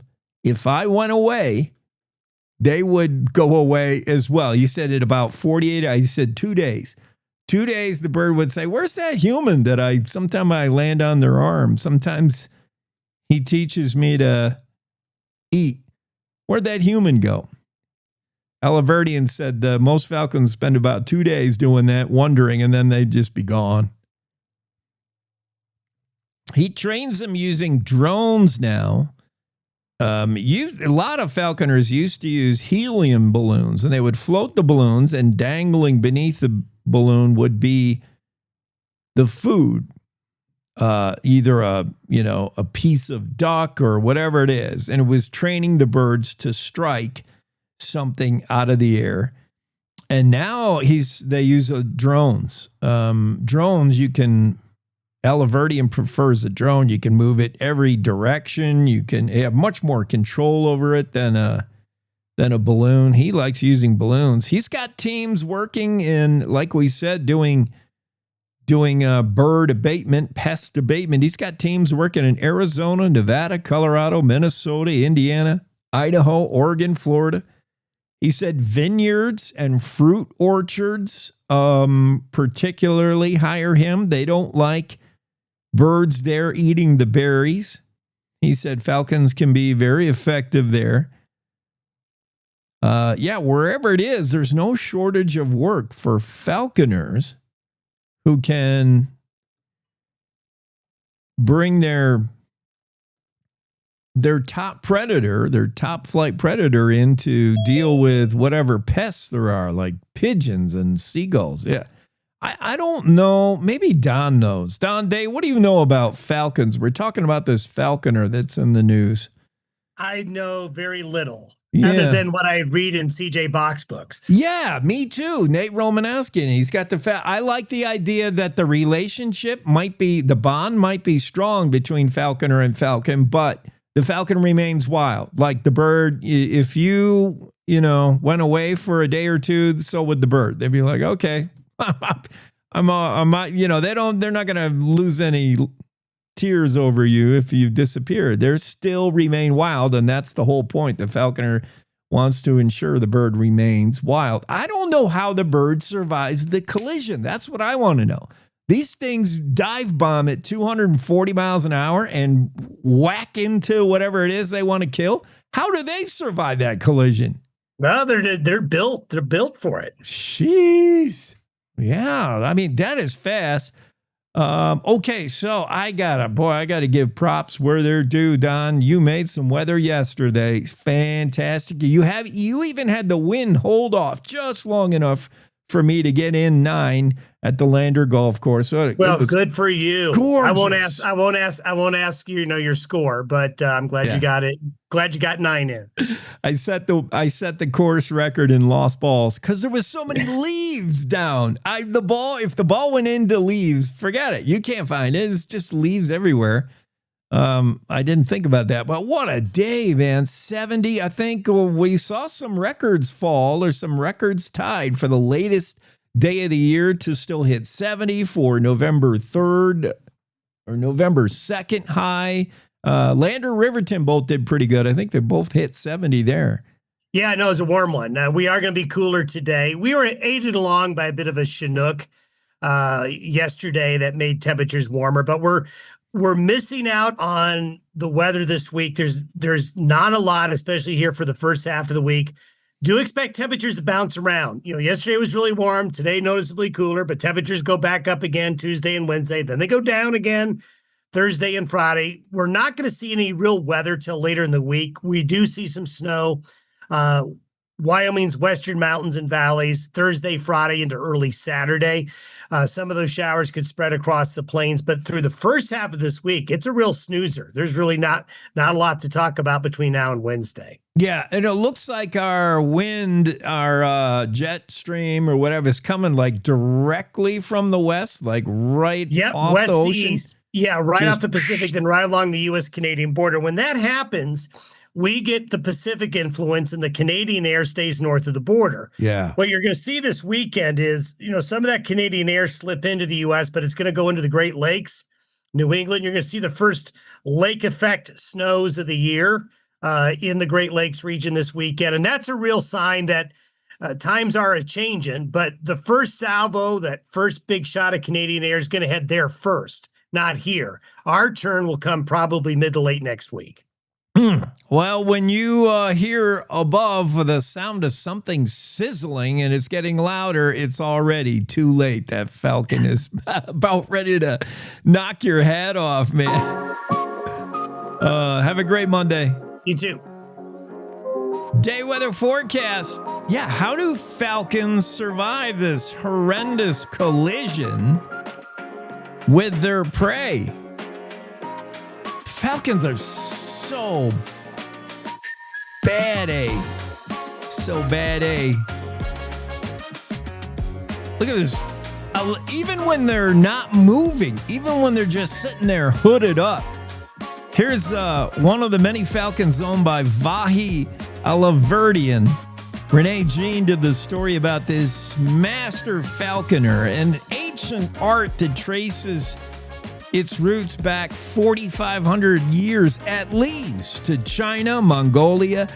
Falconry is a sport of kings in the Arab countries. The money they'll spend buying a falcon, buying a bird of prey like this, unbelievable. They have contests. Even when it's just sitting there on a perch with its hood, it looks so nasty, man. You don't want to mess with a falcon. That is the fastest thing on earth. Alaverdian says when they dive out of the sky, they've been clocked at up to 242 miles an hour. in what is called the vertical stoop, otherwise known as dive bomb. A vertical stoop. When they dived down to kill their prey, Alaverdian said, in reality, during that time, there's nothing, no organism on this planet that can move that fast. Wow. Yeah, my question for Alaverdian, and I'm going to ask Renee to hook us up with him. Let's get him on the show, huh? Now, he doesn't have to bring his birds. We don't have to see a demonstration, although that would be cool. I got a cat here he could use as bait. No, I wouldn't wish that on this poor cat. But I want to know, I would ask Mr. Alaverdian, how does the Falcon get through one of these hits? Now, I know the Falcon's all tucked. The Falcon makes itself like an arrow so that when it strikes something bigger, its victim gets the worst of that collision, but it still can't feel too good for the Falcon. Ouch. I mean, 240, I know it's like feeling bad for the bullet, but in this case, the bullet is a living thing, and it's... Yeah, that's my question. So maybe we'll get Renee on. And we'll have her, explain how the Falcon can get through the collision. Well, Renee will be on. Maybe we'll get Alaverdian on. All right, we got to take, have we taken the first break? No, we haven't. We got to take the first break of the hour. Yeah, because I was waiting for Don. Let's take a quick break. We'll come back with more, including maybe we'll get to this day in history early. Maybe. I don't know. I'm not making any promises. I haven't forecasted the next 15-minute segment of the show, but we'll get to it right after these. Every morning, America wakes up to reheated outrage and copy-paste commentary. Yeah, I don't follow talking points. I follow common sense. If that hits a nerve, good. It means you're still alive. No spin, no fluff, no kumbaya, just Jake. Serving up truth, sarcasm, and grit. Stirred by hand and seasoned with reality. I don't yell, I don't pander. I just call it like I see it, and trust me, there's plenty to call. From the Capitol to the county fair, if it's worth talking about in Wyoming, Jake's already on it. No permission needed, no script required. The West was built by people who spoke their minds and stood their ground. I'm just making sure we don't forget how. The Jake Show. Weekdays on cowboystatedaily.com and wherever bold voices still have a mic. No apologies, no filter, no bull. This is the Cowboy State Daily Radio Network.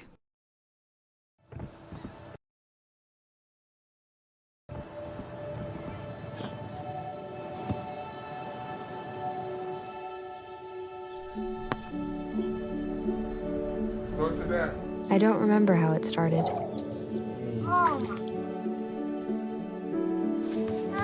Our back and forth. Victory. Fumble.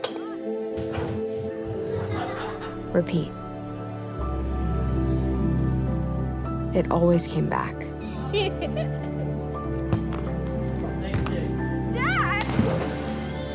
Okay, here we go, throw it! Yeah. You probably don't remember what you told me. That was perfect. But I heard every word. Nice.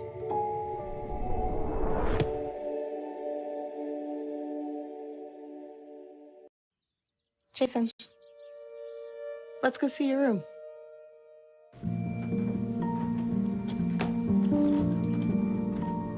What do you think? We kept it a little spare, so you can decorate it how you like.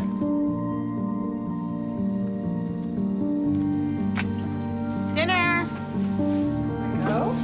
Excellent. Soccer is fun. Yeah, I saw you guys out there. We're the family. Yeah! Oh, I thought you were on my team.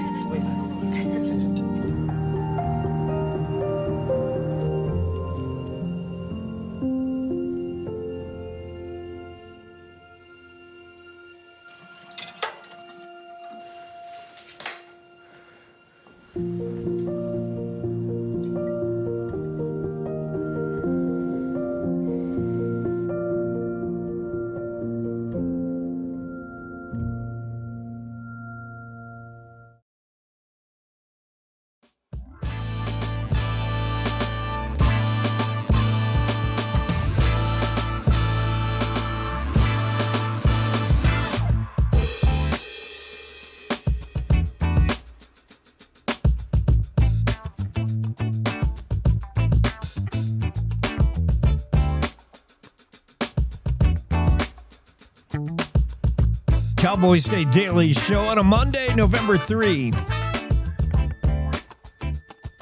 It's the first time we've talked at you in the month of November this year. When we last met, it was Halloween. How did your Halloween go? Coming down off that sugar high?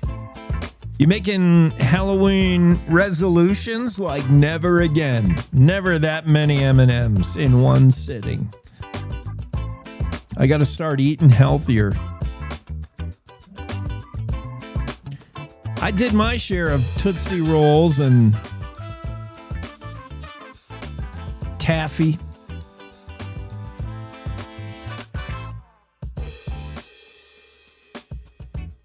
It's not just a holiday for kids. I like the sugar. Jackson Walker will be on in a moment. We'll hit some of the stories he's been working on the last few weeks or last week. Also, David Madison will be on later in this show. I can't wait to talk to him about Carl Bayer, who grew up in Powell. He was a projectionist who decided it'd be more fun to decide what goes in the film projection. He wanted to be he went from projectionist to filmmaker and has a successful career going. I will tell you about the latest he's working on with Logan Pearson. Those two have worked on a few Hollywood projects. We'll tell you what the latest movie idea they have is in the works. Renee Jean has a story about touring the Belvoir Ranch near Cheyenne, now with 12 miles of new public trails. Just great for the mountain bikers or hikers, or even, I guess you bring horses out there. I don't know the trail system is quite open yet, but it will be soon. Last week, Cowboy State Daily's Renee Jean got an exclusive tour of the Belvoir Ranch. This ranch, once privately owned, was purchased by the city of Cheyenne. It's in Laramie County. The city of Cheyenne spent like $5,000 or $5 million for this property. Reason being, well, they saw it as a useful expansion for basically their dump. I know you don't call them the dump anymore, right? We're way too sophisticated a society to call it the dump.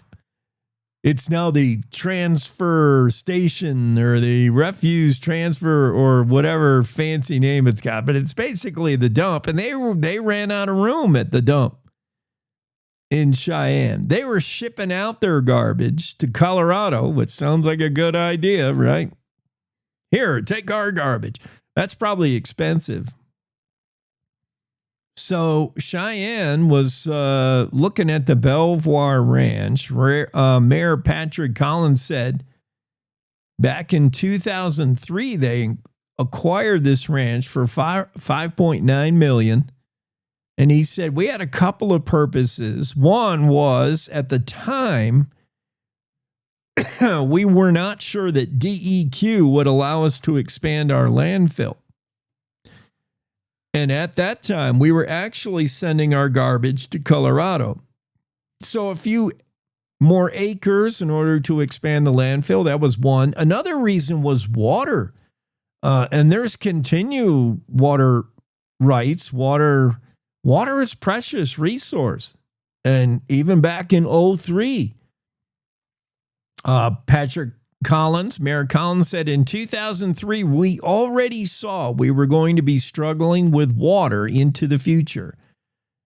He said we use just over 12,000 acre feet of water now. So Belvoir became about 20% of our total water needs, he said. And he knew that water would be important in the future. He said it would give us the ability to grow or weather any kind of demands on the Colorado River by folks down in Colorado. So the water was important, the acreage was important, and it also happened to become a pretty good place to put up some wind turbines, and they did. So the land has like a threefold purpose: water, potential landfill,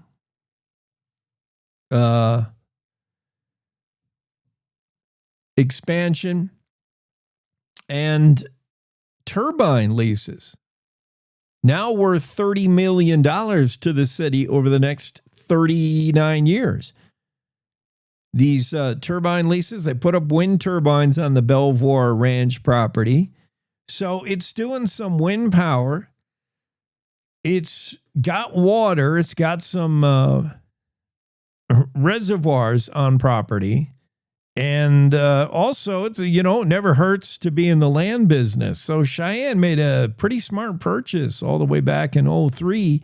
And now we're going to add a fourth purpose to this land, or a fourth repurpose of the land. And that's doubling the initial 6 miles of trail to 12 miles of trail. There's a new trail system that has not yet been open to the public, but it'll be happening real soon, and it expects to be pretty nice addition to this property. I have to thank Todd Thibodeau. Humphrey said Todd Thibodeau he's with TPT Trails. He laid out the new trail system, now 12 miles, and did it in a way that, well, for one thing, you don't notice the wind turbines. Wind turbines, not fun to look at, but in this trail system, you really not once you start building trails and once you start traveling the trail system out there, you lose sight of the wind turbines. And there's something that's not very prevalent on the trail, like not having to look at those turbines. That's a good thing. Dustin Humphreys is Belvoir Ranch manager, project manager, and he said when he first heard Cheyenne was going to allow Next Era Energy to erect 75 wind turbines on that property, he didn't like it. He's an avid mountain biker, and he thought, oh, that's just going to ruin this property. But he said he's pretty impressed with the way they've been able to incorporate the wind turbines and 12 miles of trail. He said it really works smoothly. He said, I was worried the windmills would detract from Belvoir's recreational potential, but not so. He had his reservations. He said, once we started building trails out there, it was interesting because you kind of drop over this ridge and you're not really focused on the wind turbines anymore. They're not something that's prevalent, Humphreys said. 12 miles of new trail now completed, open to the public sometime next spring. They want to finish putting up some directional signage. They want to get some kiosks up, make sure they're able to service the restrooms. Once they got all that tightened up, they'll be ready, and their ducks in a row. They'll be ready for a grand opening. And look for that next spring. Good story from Renee Jean, who got a sneak preview at the Belvoir Ranch trail system, now doubling in size, 6 to 12 miles now. And yet another feature, another purpose for that land that Cheyenne purchased so many years ago. It's all good news. Jackson Walker will be here. He's waiting next after this. Wyoming is the cowboy state. From corner to corner, there are so many stories to be told, and more cowboys and cowgirls are turning to the Cowboy State Daily News team to keep them in touch with what's happening both locally and in other parts of Wyoming. I'm Riley Strand, videographer and production assistant for Cowboy State Daily Video News. We're proud to bring the most important stories to our viewers every day. The stories that start conversations, the stories that make us laugh, the stories that make us think. Our experienced journalists at Cowboy State Daily are crisscrossing the state every day, talking to those who know the news best. Every day, host Wendy Core and I talk to the reporters who are covering the topics, issues, and people that are important to Wyomingites. And in our daily newscast, we bring you those stories. Tune into the Cowboy State Daily video newscast every morning, only on cowboystatedaily.com. You're listening to the Cowboy State Daily Radio Network. Sometimes fatherhood I'm the first Viking who wouldn't kill a dragon. can feel like an epic battle. But you will. But you can change your kid's world just by being there. And with a little help, you won't believe how high they can soar. All right, bud, you ready? I'm proud to call you my son. Come on! Never stop being a dad. To learn more, visit fathersincorporated.com.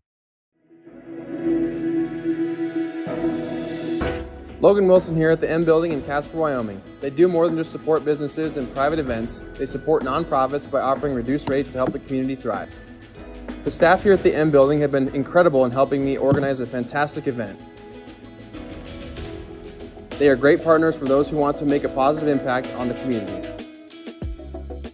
Come check out the M for your next event.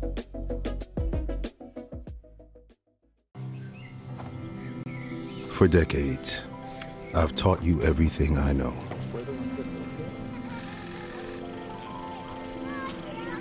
How to safely build a fire. How to control the flames.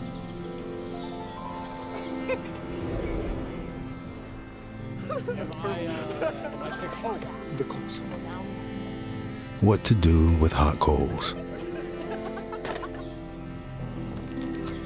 How to secure your chains.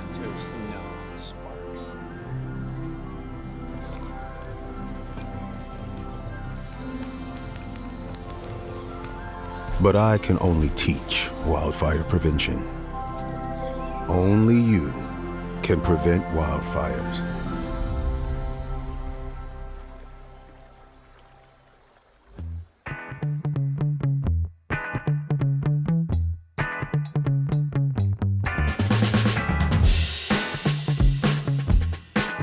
Walker, Texas Rangers here. Jackson Walker for Cowboy State Daily. Jackson, what did you do last week? I hope you took advantage of Saturday, Sunday. That was 2 bonus, beautiful days, man. Did you get outside? Oh, yeah. We're having some great weather here in Cheyenne. It was up in the 70s, I believe, which is not normal for this time of year from what I hear. Pretty nice. I was in Lander. It was record-setting. Riverton Lander hit 70. That's the latest they've ever hit 70s in the calendar year, November 2nd. That was pretty nice. So the ever-shifting landscape that is SNAP and SNAP benefits, the feds, I think a judge told Trump he's got to fund SNAP, and Trump said okay, and by midweek, maybe some money will be flowing in federally, but meanwhile, Governor Gordon wants to make sure folks enjoying the SNAP benefits in state, in Wyoming, have at least some money, some food. He's cleared the way for $10 million. Yep. I was at the state capitol on Friday, actually, to hear that announcement directly from Governor Gordon. He announced during that press conference that he was going to do 2 different executive orders, one of which would release those emergency funds that you're saying, that $10 million, which is going to go towards food banks and schools and different community groups that offer food during the shutdown. Because the way the SNAP program works is that those have to be federal dollars, because all the state does is administrate that program. It has no control over where the money comes from. So that has to come from the federal government. So in lieu of those dollars, Governor Gordon recognized that there was a state of emergency, and that freed up that money. So it's going to be about, I believe he said 1.6 million per week in food is going to be going out into the community, trying to keep people fed during the shutdown. And interestingly, during that announcement too, he also did a second executive order, which is going to direct the director of the Department of Family Services to apply for a federal waiver to the SNAP program. And the specifics of this program, or this waiver rather, are going to make it so that people cannot buy junk food with their SNAP benefits. And as you'll recall, Jake, and your viewers will remember, this was something that was going through the legislature a while ago and was actually going to be a hot button topic during this budget session. But Governor Gordon decided to cut to the chase, and he said, I'm just going to executive order it, and we're going to start going through the process. That's what I thought I was reading when I read that. He's just like found a shortcut there before that even gets to the state capitol. February is when the budget session will kick off. So, okay, he's fast-tracked that. And then, yeah, thanks for clarifying what it is that the state can do with its money. It's not like we're going to say, oh, we'll put money in SNAP. We don't, that's not what we do, but we can target the money towards food banks and other places that step into that gap when if SNAP, goes away for a day or two or a week. Yeah. All right. Good news. You were there for that announcement from the governor. Did you get any heads up? Did the governor's office say, hey, we're going to do this, so come to the presser? Yeah, there was a press release put out inviting everyone to go there. I was one of the few people actually physically there. However, there was a whole room set up with chairs, and it was only me in the front row. I actually have a funny picture of it. So I'm excited to support the governor, and I'm always around to hear his message. Good. Yeah, and he gets used to seeing you, and pretty soon he may share some stuff with you that's super secret. He'll say, hey, Walker, come here. I got to tell you something. Yeah. Who knows? You never know. Freedom Caucus, you getting buddy with them? I don't know. They say Freedom Caucus saying that's great news that Wyoming makes so much money on its money, that investment revenue record setting. But the Freedom Caucus warns that shouldn't be the green light to go on a spending spree. They would like to reduce spending by the state to those pre-COVID level. We all went crazy during COVID. There was nothing else to do but spend. Plus, there was a lot of federal incentive, federal money. But we got to get back to belt tightening, I guess the Freedom Caucus says. Mm-hmm. And it's important to recognize, too, with that this group that held the press conference was the Appropriations Committee. And the Appropriations Committee has a lot of members from the Freedom Caucus, and the Freedom Caucus certainly has a lot of sway over that committee. But there are members that are not affiliated with the Freedom Caucus that are a part of this Appropriations Committee. Although a lot of the things that what we heard during that Appropriations Committee aligned a lot with Freedom Caucus talking points, such as what you're saying about saving money, cutting taxes, et cetera, et cetera. And it was Representative John Baer, who's the chair of that committee. He was sharing a lot of goals for the coming budget session. And although he couldn't really get into any specific ideas, he was expressing a desire to have the people of Wyoming essentially see their paychecks are continuing to stay in their pocket. This idea that he doesn't want state spending to outpace the paychecks of Wyomingites. And he used this example that time over time, year after year, the state revenues have increased about 10%. And he argued that not many households in Wyoming have been able to do the same.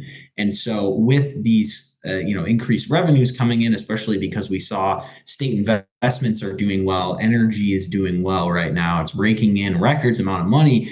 Representative Baer was arguing that this is time to give the people of Wyoming some relief, give them a tax cut, and help them to, as he said, continue to keep that money in their pocket. And this is really important to recognize going into this budget session, because it's going to be a really crucial session. A lot of different groups vying for some of those government dollars. And specifically, that Freedom Caucus group is going to continue pushing for its 50% property tax cut to local residences. And that's something that's obviously been a hot button issue. And we're continuing to follow that as well to see how that might play out. Good.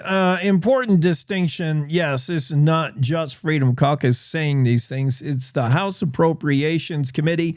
Chair is John Baer. He is Freedom Caucus and many of the members, but not all. These are the concerns of the committee that's got their hand on the spigot, so to speak. And yeah, this will be a big budget. it's good that this year is a budget. It alternates every other year, but this year it seems like much of the discussion for lawmakers will be concerning spending. Yeah, it's going to be all about money this session. And Casper, oh yeah, I like where J.R. Riggins is going. I like this idea. He says you shouldn't have to pay as much for your, 20-year-old rusty Subaru as you do for maybe an 8-year-old SUV. I don't know what you're rocking, but whenever you go to get your license plate, the registration sticker renewed, man, that is sticker shock sometimes.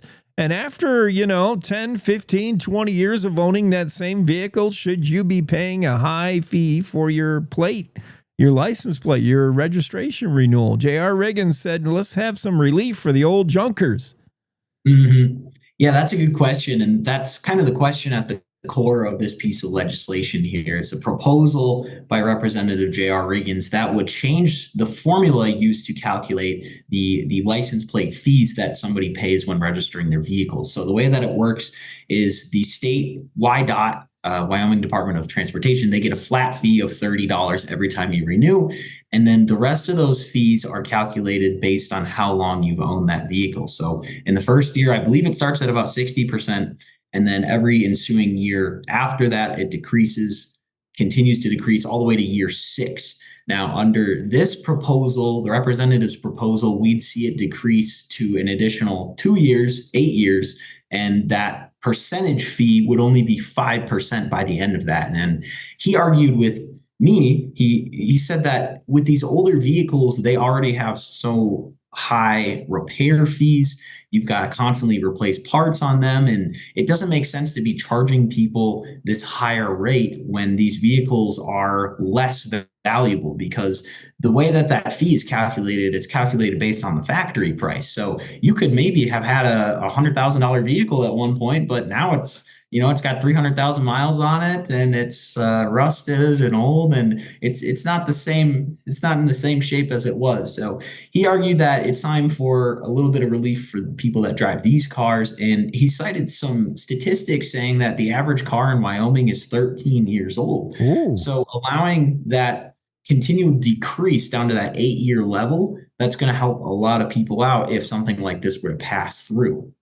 I like where Representative Riggins is thinking. I love it, giving a little relief there for some of the older car owners. I like the pursuit of a 50% property tax cut. That's all positive. But all these things are going to reduce revenue for government, which means they are going to have to tighten the belt and spend less. The pre-COVID spending, or whatever they want to call it. Yeah, if you're not bringing in as much, that's good for you and I, but that's government's got less to spend. How do you figure that out? That's all going to be decided at the budget session, this coming legislation down there in Cheyenne. One last thing, how are they doing adopting these animals out? I mean, some of the more adoptable already out the door. This is the 100+ animals seized in the hoarding case, and Cheyenne shelter, I'm sure they for the ones that can be, they're trying to get them out the door as fast as they can. Have they already started adopting some of these dogs and animals? We have. As soon as the court allowed the animal shelter to obtain custody of these animals, that made them adoptable. And so as soon as they could start getting animals out the door, shelter workers were already getting to work on that, because there's a certain point where the animals under their care, they were improving in health because of the situation that they came from.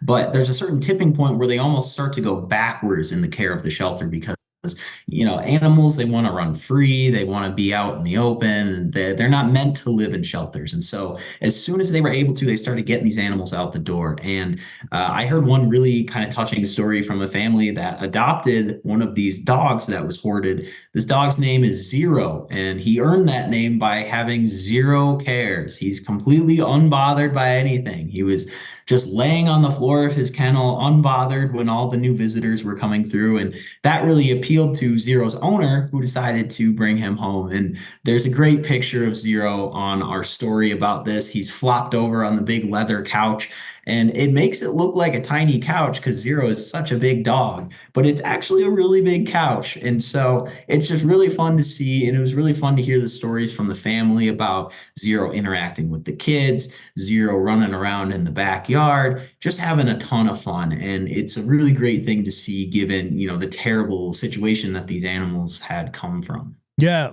Zero living his best life, living large on the couch. Yeah, and I heard the shelter purposely renamed all these. If they had names, they got rid of them. They gave them all new names, a new leash on life, so to speak. And I hope, we keep this in the news long enough, Jackson, that that people want to go and get one of those, that people go to the shelter and say, I want one of those hoarding animals to help the cause. And you too, Jackson. What did you go get while you were there? A cat? A dog? Oh, boy. I don't think I'm in a position to get a pet right now. All right. I'm working too much. They'd be alone all day. We'll give you a pass for now. You get the hall pass. Thanks, buddy. Have a great Monday. Cowboy State Daily's Jackson Walker, and several stories you got to get caught up with on the Cowboy State Daily with him. Top of the hour news break now for our radio affiliates. We'll see you on the other side of that. It's time to take a look at what's happening around Wyoming. From the Cowboy State Daily News Center, I'm Mac Watson. It's not a matter of if, but when humans will start competing against robots in combat sports. Cowboy State Daily's David Madison reports that the Wyoming Combat Sports Commission is ready and has drafted the nation's first rules for synthetic combat. It's a logical next step that if fighters are training on robots, according to a fighter I spoke to in Cheyenne, the next step is competition. And Wyoming appears to be leading the way in coming up with rules and trying to protect the human involved, of course. And that was emphasized by the folks we spoke to. Brian Peterson, who is the chair of the Wyoming Combat Sports Commission, tells Cowboy State Daily that because he is seeing more videos and discussions about fighting robots, that inspired him to draft the rules for hybrid bouts where humans would compete directly against machines and create licensing requirements for robot operators similar to those for trainers and referees.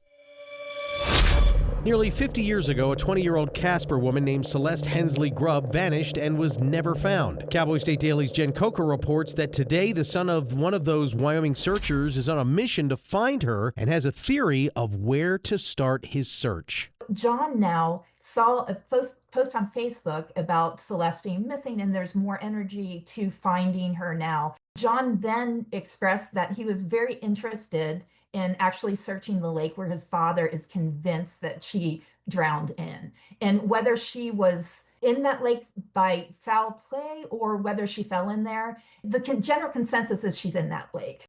John is planning to search Misty Moon Lake, which is in the Bighorns, where the general consensus is that Celeste is in that lake, whether by foul play or whether she accidentally fell in. And the problem is it's very expensive to do so. Celeste, her aunt, and a family friend went camping near Misty Moon Lake in the Cloud Peak Wilderness. Her two companions left Celeste alone to climb to the top of the peak because she had been too tired to join them. When the women came back to camp around 5 p.m. that day, they say, I'll be back with more news from the Cowboy State Daily News Center right after this. The Wyoming way of life. There's nothing like it. And no financial partner like your local cooperative credit union to help you live life the way you want to. We help you save for a brighter future, borrow for your dream home, start your small business. We've got your finances, and you've got plans, so go ahead, pitch a tent, head for the rodeo, reel in a big trout, fire up the smoker. Wyoming's credit unions are here to stay and here for you. Cowboy State Daily News continues now. A Buffalo, Wyoming area elk hunter claims that he and others are denied hunting opportunities by a landowner hoarding the herd by deliberately driving elk away from public land. Cowboy State Daily's Mark Hines reports whether this practice is illegal or just bad sport. Push elk where they want them to go. In other words, the outfitter or the rancher who stands to gain money from keeping those animals on their land where they can be hunted for a fee will deliberately push animals away from public land onto private land, which is ethically questionable at best. And whether it's illegal, that would boil down to whether it amounts to the actual harassing of wildlife. Hunters routinely share stories having claimed to have seen landowners using horseback, vehicles, and even aircraft to spook elk herds back away from crossing the boundaries onto public land. The Belvoir Ranch, which offers the public 12 miles of new public trails and other outdoor rec opportunities in Laramie County, will be ready to open in the spring. Cowboy State Daily's Renee Jean reports that the city of Cheyenne bought it for the water rights, which is becoming more of a trend, but when it opens, it'll be a world-class outdoor experience. It's a stunning landscape.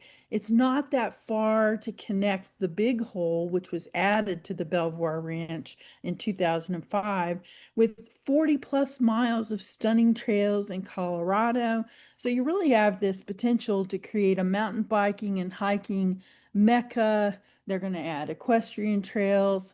They're going to have a reservoir that could be stocked with trout. Eventually, they might have a few primitive camping sites. None of this is going to interfere with the already existing hunting management area that's adjacent. So it's just a really cool recreational gym. Belvoir Ranch's project manager, Dustin Humphreys, was at first concerned when he learned that the city of Cheyenne was going to allow the building of 75 wind turbines, but he says the way it's designed, the windmills are all but invisible. And that's today's news. Get your free digital subscription to Wyoming's only statewide newspaper by hitting the daily newsletter button at cowboystatedaily.com. I'm Mac Watson for Cowboy State Daily. Love is a lesson that doesn't end. It knows no conditions, so you better buckle in. Love keeps you on your toes. It never stops, only grows. Love isn't easy. It's a commitment, especially when they're being their most resistant. Love is being prepared for the journey ahead. Love doesn't let any concerns go unsaid. Love is finding the right seat so you can take a breath. But remember, love isn't lax. It always double checks. Check that your kids are in the right seat at nhtsa.gov/the right seat. Love protects.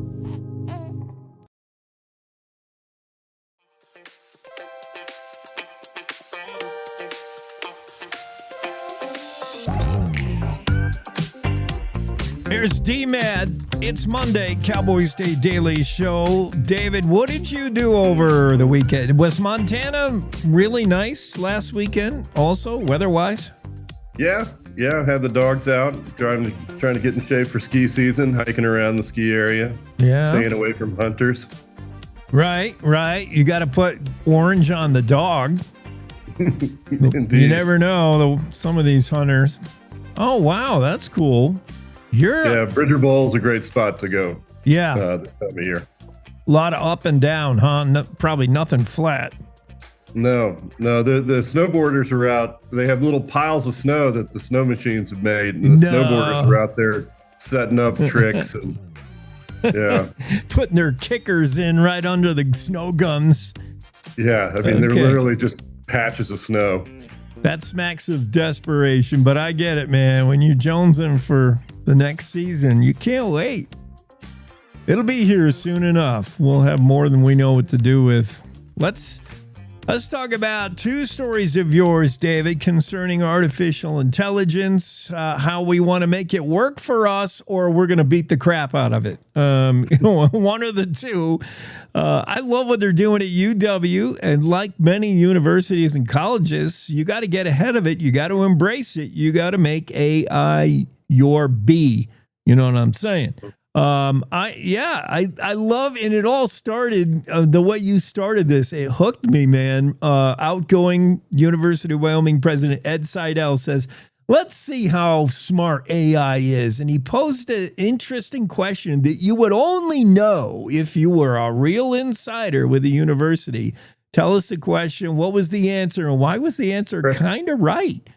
Yeah, it's Prexy's pasture, right? It's, yes. That's the area in, kind of an open space there at the university.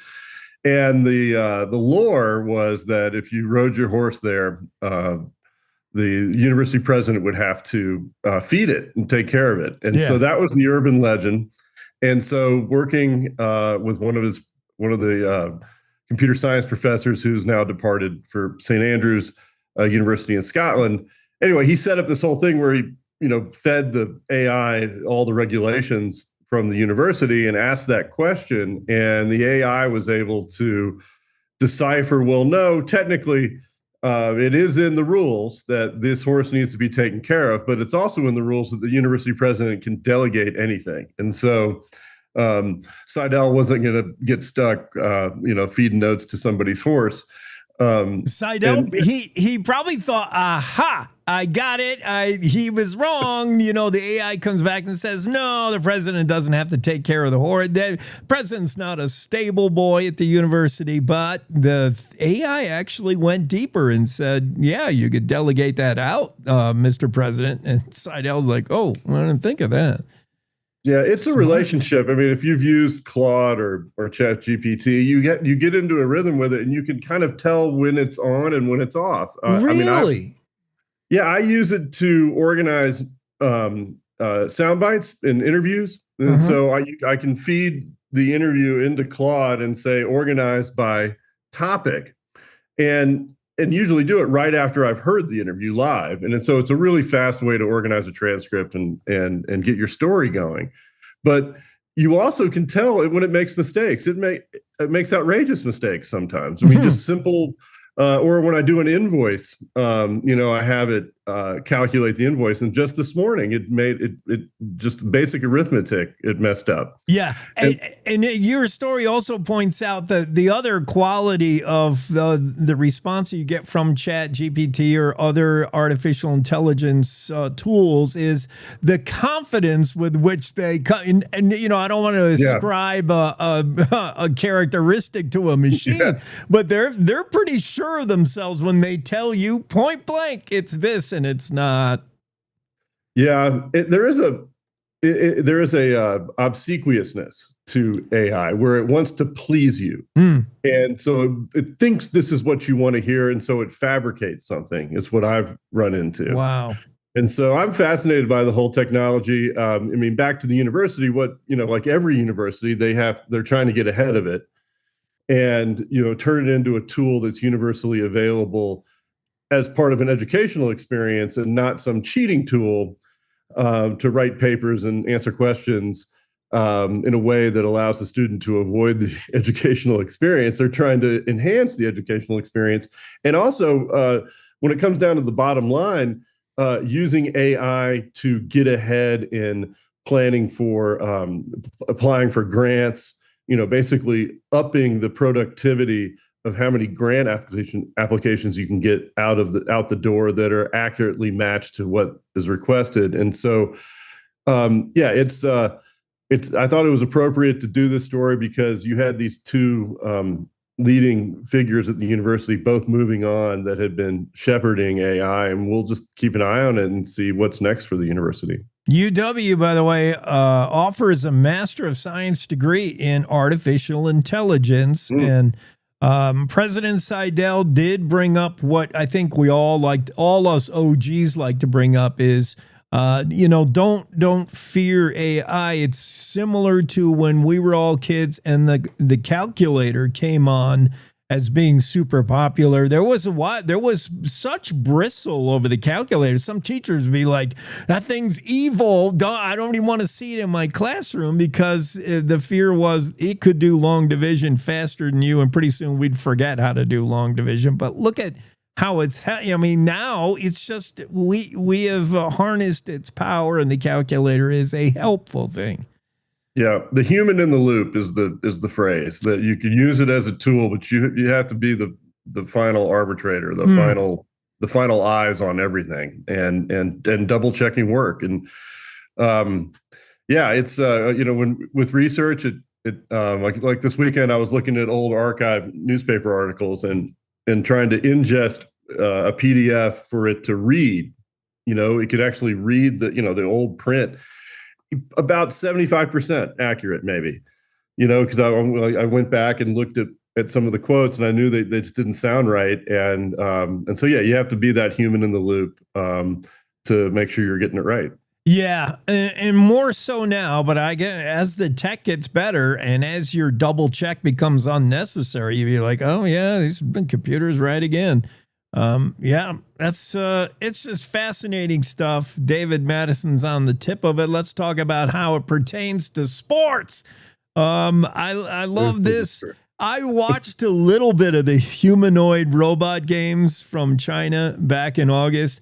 Like sometimes it was fun, like these humanoid robots can actually play sports a little bit. And then I would watch a feudal soccer game where the guy that was trying to kick it and he was so slow and then he finally fell down. You're like, all right, humans are way better at sports than these stupid robots. But there may be a day when the robots get really good at sports and we want to take them on, us against robots. Well, I thought it was fascinating to hear that that at Madhouse Jiu-Jitsu studio in Cheyenne, that they had this training robot, I think is what they called it, where they brought, they're training in jiu-jitsu and they bring in this robot to grapple with, and that you can set it to be just the right opponent. Like if you know you're going up against a certain jiu-jitsu athlete and you know certain things about his strength and weakness, his or her strength or weaknesses, you can program that into the robot and then basically spar with a simulation of the competition you're about to face. And and you can choke it out. The eyes of the robot go from green to red, indicating that you've sunk the hold. So in talking to a MMA fighter in Cheyenne about that, and then the story came to us from Brian Peterson, who is the head of the Combat Sports Commission, who really wants to keep Wyoming on the cutting edge. So Wyoming has been a leader in pushing the limits of combat sports, sanctioning bare knuckle competitions, and here they've written up some rules to get ready for the future when humans and robots clash. And the idea of walking into a MMA cage and hearing the door click behind you and then staring across the ring at a machine that is programmed to beat you up, that's where we're headed, it sounds like. Yeah. Wyoming may be a leader. And credit Peterson for thinking there needs to be some guardrails here. There needs to be rules. For instance, I'm sure like you could program the robot to have strength that far exceeds a human. So what is ethically, you can't have this thing be twice as strong as a human. That wouldn't even be fair. And do you want to have that opponent be, like you say, programmed to be quicker or stronger or better on defense or more aggressive? Designing one to simulate an opponent you want to wrestle is really cool. But then making one that's your opponent in a cage match that won't kill you is also important.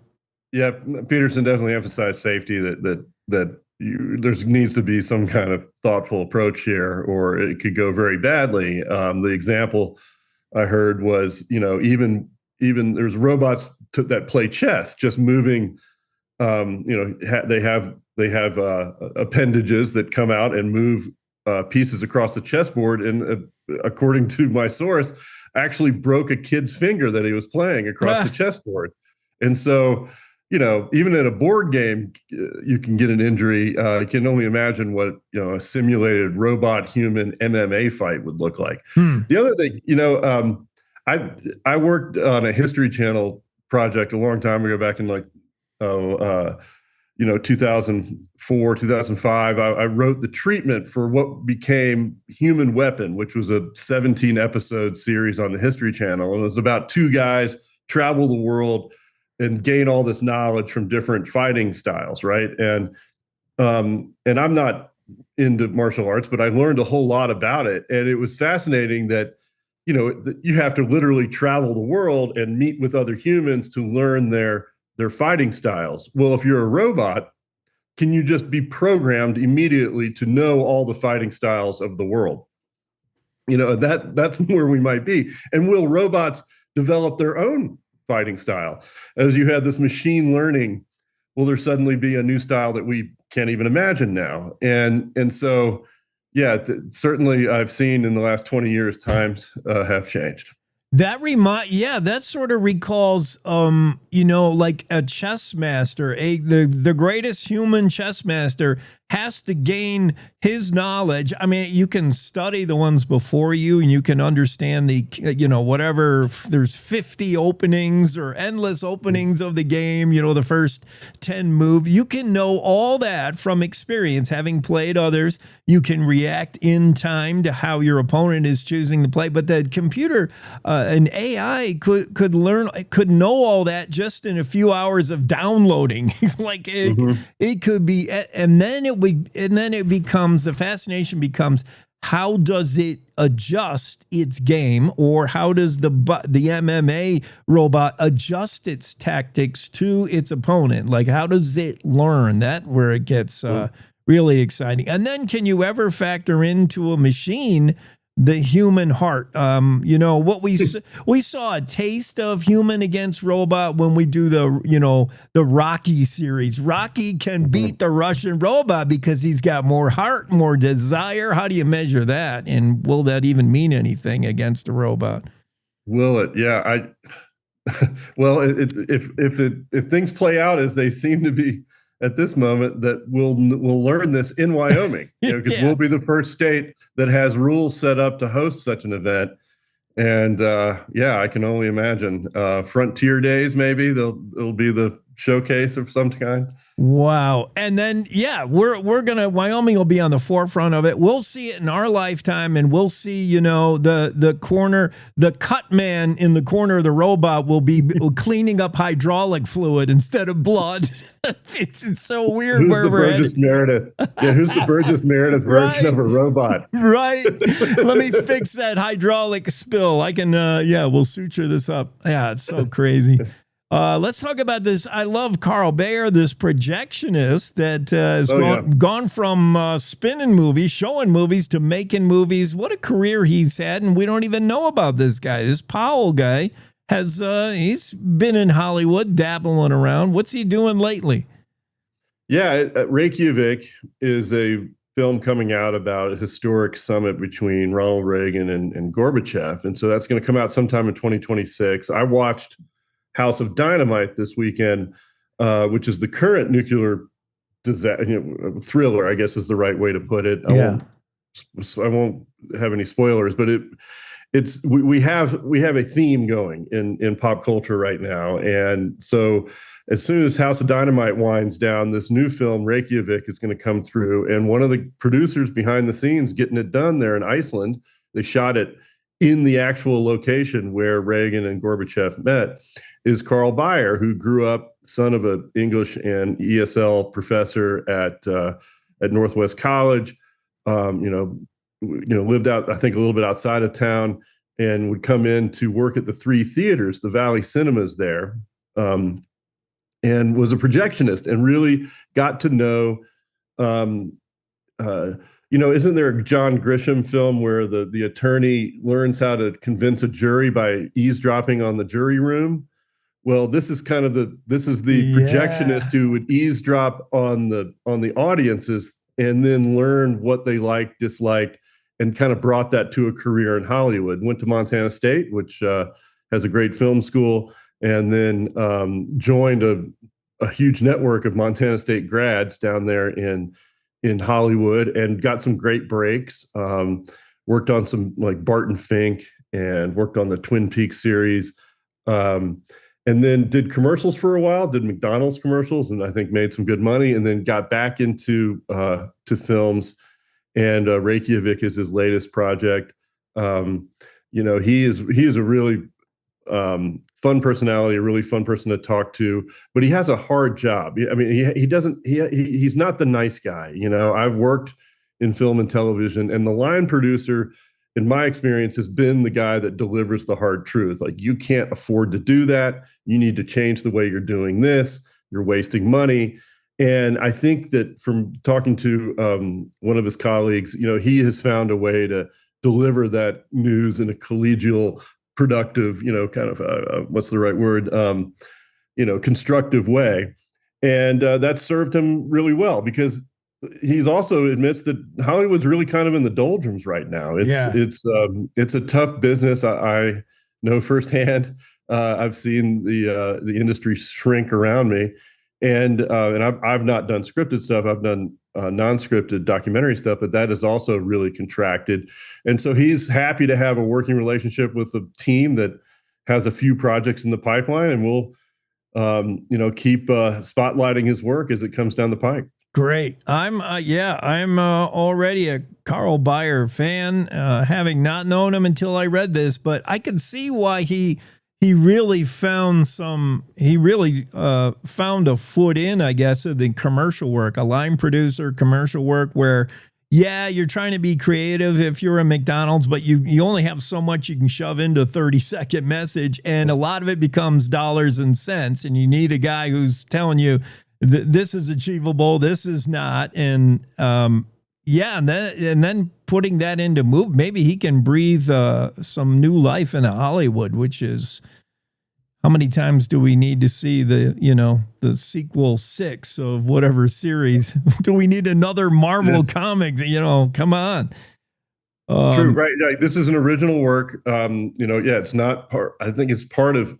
There might have been a book about it, but it's not rehashing something we've already done. Like even I just heard they're going to do a new Nuremberg film that basically follow up on one that came out in the 80s, right? And then so the one thing about Reykjavik that he kind of teased me with this film is that this was a historic moment that really could have changed how the world deals with nuclear arms, and it was this tragic near miss. Like, they are almost to a deal, and it just fell apart. And I hope that maybe that can be some inspiration, to put let's get it right next time kind of deal. Yeah, and I feel confident that Baier knows what people want to see because, like you said, as a projectionist, first few times he showed the film, he might have been watching the movie, but then once he had another, he was watching the people and how they reacted to the movie and listening to what they liked and didn't like and what scared them, what made them laugh. Like,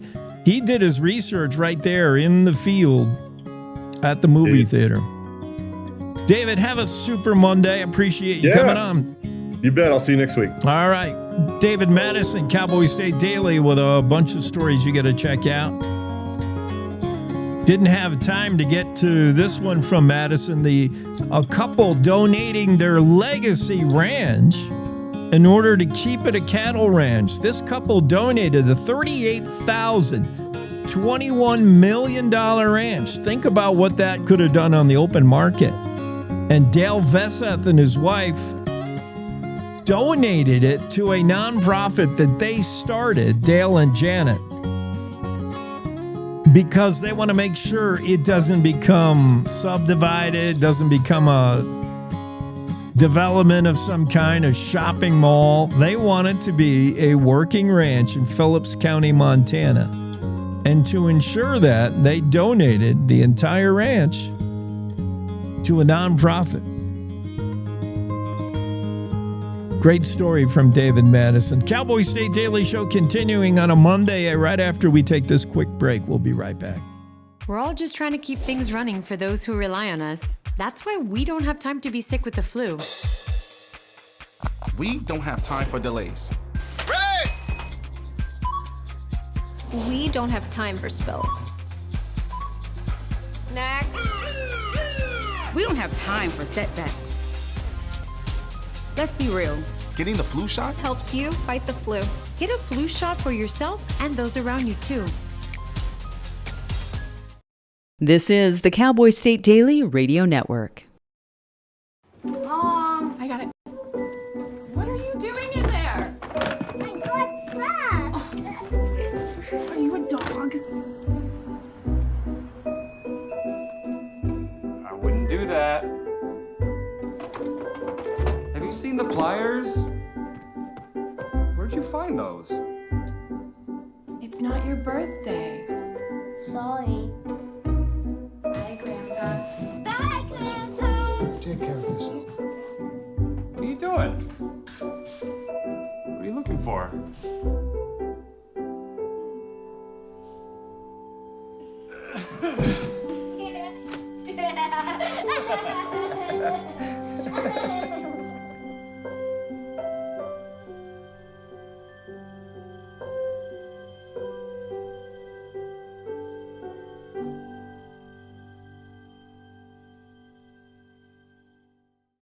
I don't think many kids in my son's school even do it. He makes fun of his friend who vapes. He would never try it. She's into soccer. She's on the honor roll. She's just not the type. No way. No way. No way. No way, my kid would never vape. Get your head out of the cloud. Today, nearly 8,000 kids will start vaping. Maybe even yours. Learn about the dangers at talkaboutvaping.org. Life's daily battles are not meant to be fought alone. We're not powerless, so long as we don't lose sight of what's important. Don't be afraid to seize that moment to talk to your friends. Cloud, you okay? Because checking in on a friend can create a safe space. The first step on our new journey. You coming? Reach out to a friend about their mental health. Seize the awkward. It's totally worth it.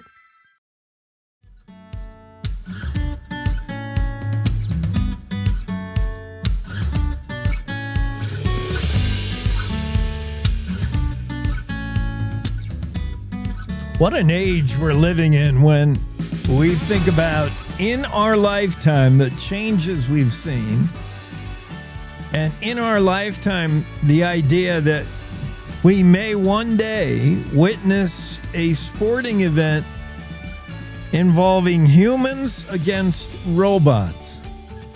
And if we ever see something like this, it'll happen in Wyoming.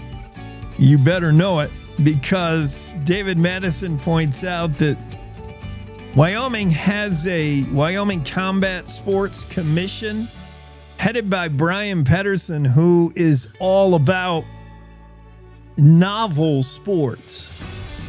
Whether it's distilling hockey games down to the only reason we watch the fights. He's got hockey fighting he's brought to Wyoming. Hockey fights, ice fight, whatever they call it. He's also brought bare knuckle competition, bare knuckle boxing to Wyoming. He's on the forefront of anything that might be a different kind of combat sport. Well, you can't get more different than a android versus a human, and let them fight it out in the ring. If there were to be synthetic combatants or robots versus real people in a MMA style fight, Brian Pedersen, who chairs the Wyoming Combat Sports Commission, wants to make sure that it's a fair fight. After all, the robot, a cyborg, could potentially have the strength of like 100 humans. That wouldn't be fair. So you got to make sure whoever's programming this thing. I picture an actual boxing match or MMA fight. I picture it where David Madison and I were joking about how in Rocky's corner you would have, who was the guy? Who was the old guy who was Rocky's cut man? Get him, Rocky. And you had that quote. Rocky's salty old corner man. Rocky corner man. Burgess Meredith. Yeah. That guy. I picture like a Burgess Meredith in the corner of the human. And then in the corner of the robot would be, your average 4-member nerd team that looks like the high school robotics club. And they'd be there with their slide rules and calculators or whatever else they're using, encouraging their robot to get back out there. The robot would be like, "No, man, no mas. I don't want any more of this human. Oh, come on, get out there. We'll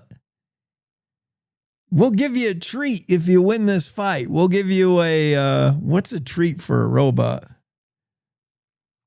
We'll give you a brand new, bigger battery if you win this fight. What would that look like? And would anyone be a fan of the robot? This would be like, the Russian and the American fighting in the U.S. Would there be anybody who would be rooting for the Russian? Nope. And vice versa. If Rocky went to the Soviet Union and fought their best Russian, nobody'd be rooting for Rocky over there. Who would be, and this would be universal though, universal. Who would root for the robot? Maybe a few Chinese or Japanese, those who designed the robot, but who would be rooting for the robot? Everyone would be rooting for the human because everyone's human. We want to see the human win. All this comes up mostly because, obviously, of the emergence of AI and very human-looking robots, and the fact that they just had the first ever robot competition, robot sports, last August in China. And we saw some video from that. China hosted the first World Humanoid Robot Games in August. It featured more than 500 robots from 16 countries competing in track and field, soccer, martial arts, kickboxing. I saw some of the highlights. Some of the highlights showed robots doing pretty good. Like they could actually move sort of like humans.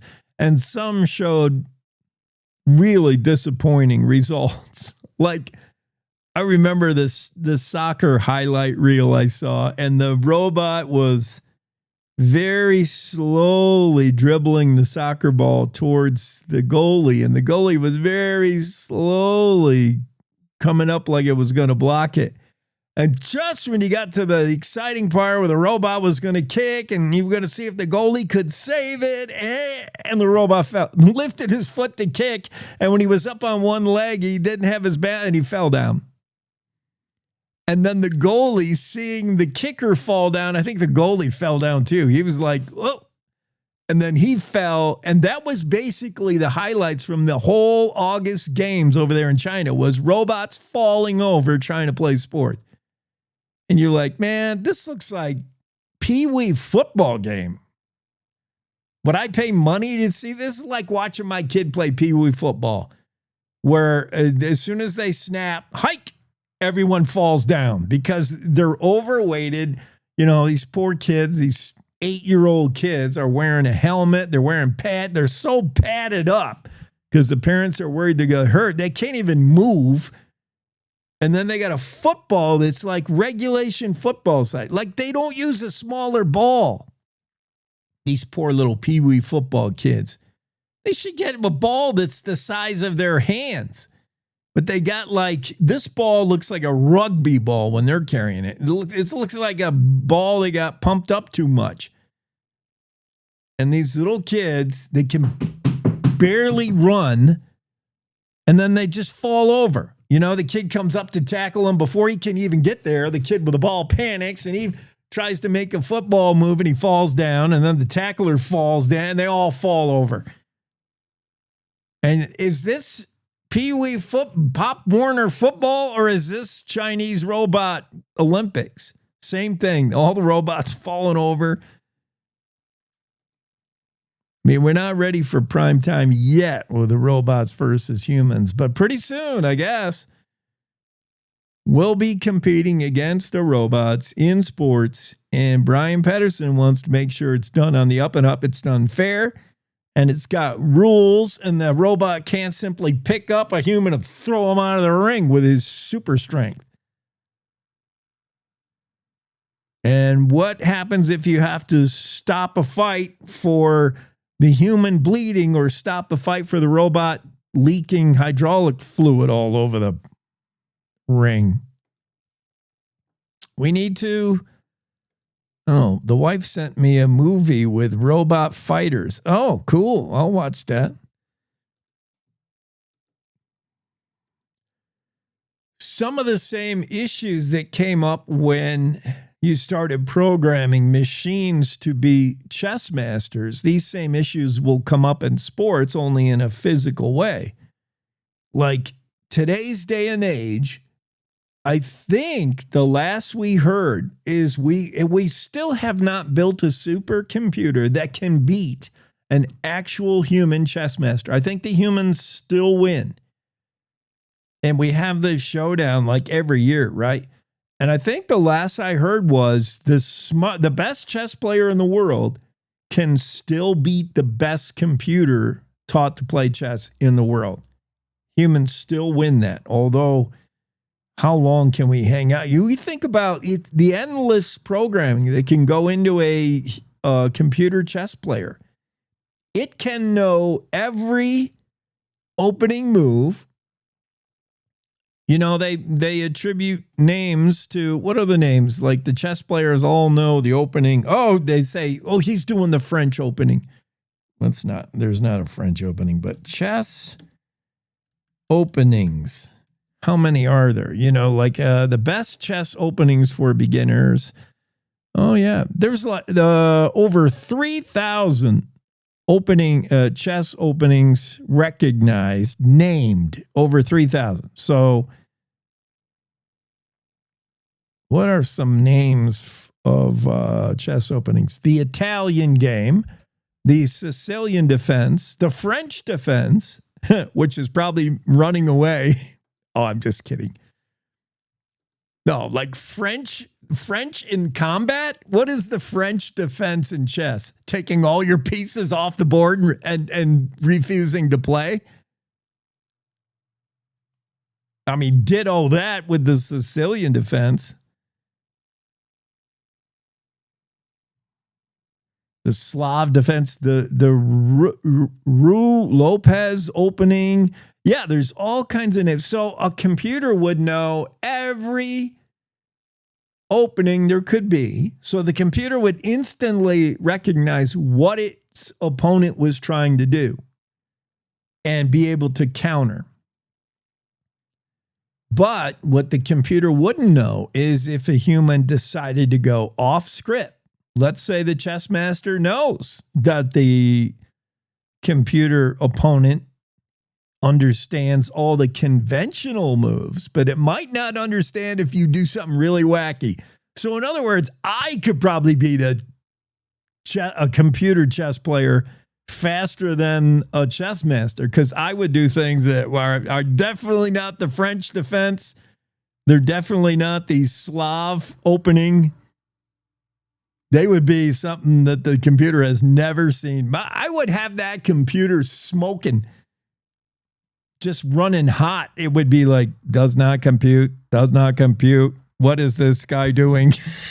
What is this idiot doing moving his bishop over there? Where's my computer voice? Does not compute.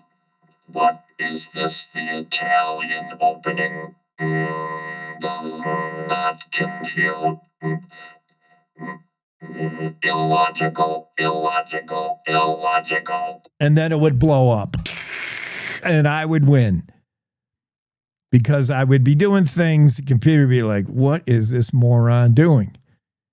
He just sacrificed his queen to take my pawn. Is he an idiot? And then the computer would not know how to deal with that. Because it's not been programmed to. Yeah, I could beat one of them things. Okay, we got to shift gears here, get to our next topic, which is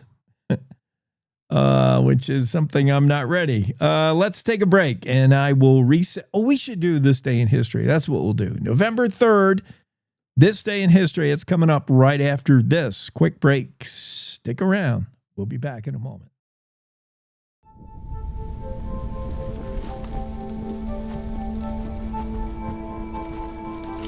Eva Marie smoked 12,000 packs of cigarettes over 15 years. She quit, and now there's a new lung cancer screening that could save her life. You stopped smoking. Now start screening. No matter how much you smoked, early detection could save you. Talk to your doctor or learn more at savedbythescan.org. You're listening to the Cowboy State Daily Radio Network.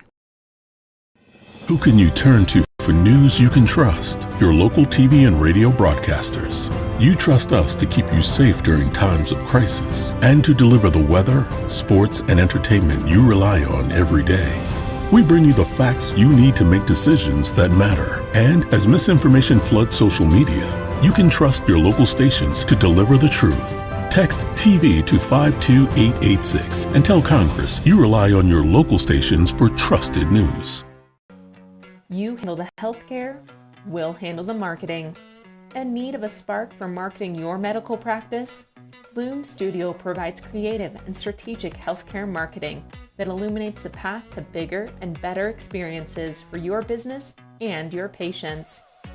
We specialize in branding and design, social media, website design, SEO and SEM, not to mention content creation, public and media relations, and marketing metrics to ensure you're getting results. If you're looking to increase your patient engagement and retention, enhance your community impact, and streamline your marketing efforts, our team is ready to help you achieve your goals. Contact us today and learn more at loomstudio.com. We come from a long line of farmers, and there's a sense of pride, but there's also a significant amount of pressure. Farmers have to take care of their physical and their mental health, because what's a farm without a farmer? Watching the sun come up, that's my time. I can have a cup of coffee, and every day is a new opportunity. That's cool. Your hand's gotten so cute. Yay! Don't forget to check in on yourself. Love your mind.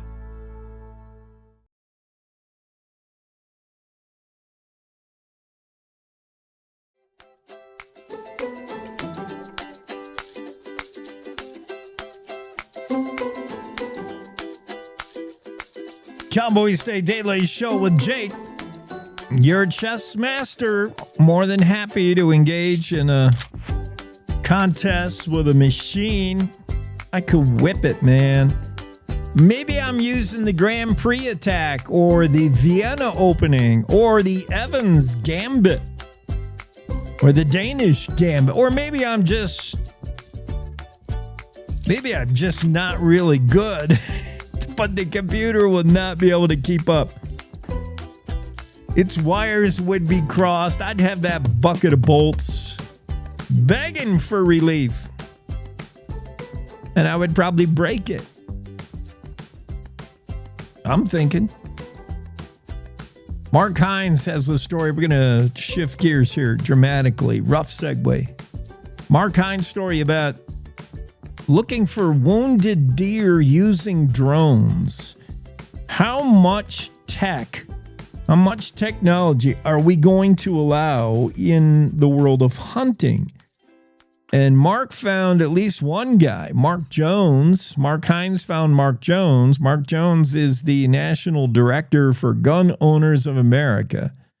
Mark Jones is of the camp that, hey, we got enough tech already in hunting, much less consider searching for wounded animals with drones. Where do you draw the line with tech? Mark Jones was ready to draw it a while ago. Mark says technology is ruining what hunting was meant to be.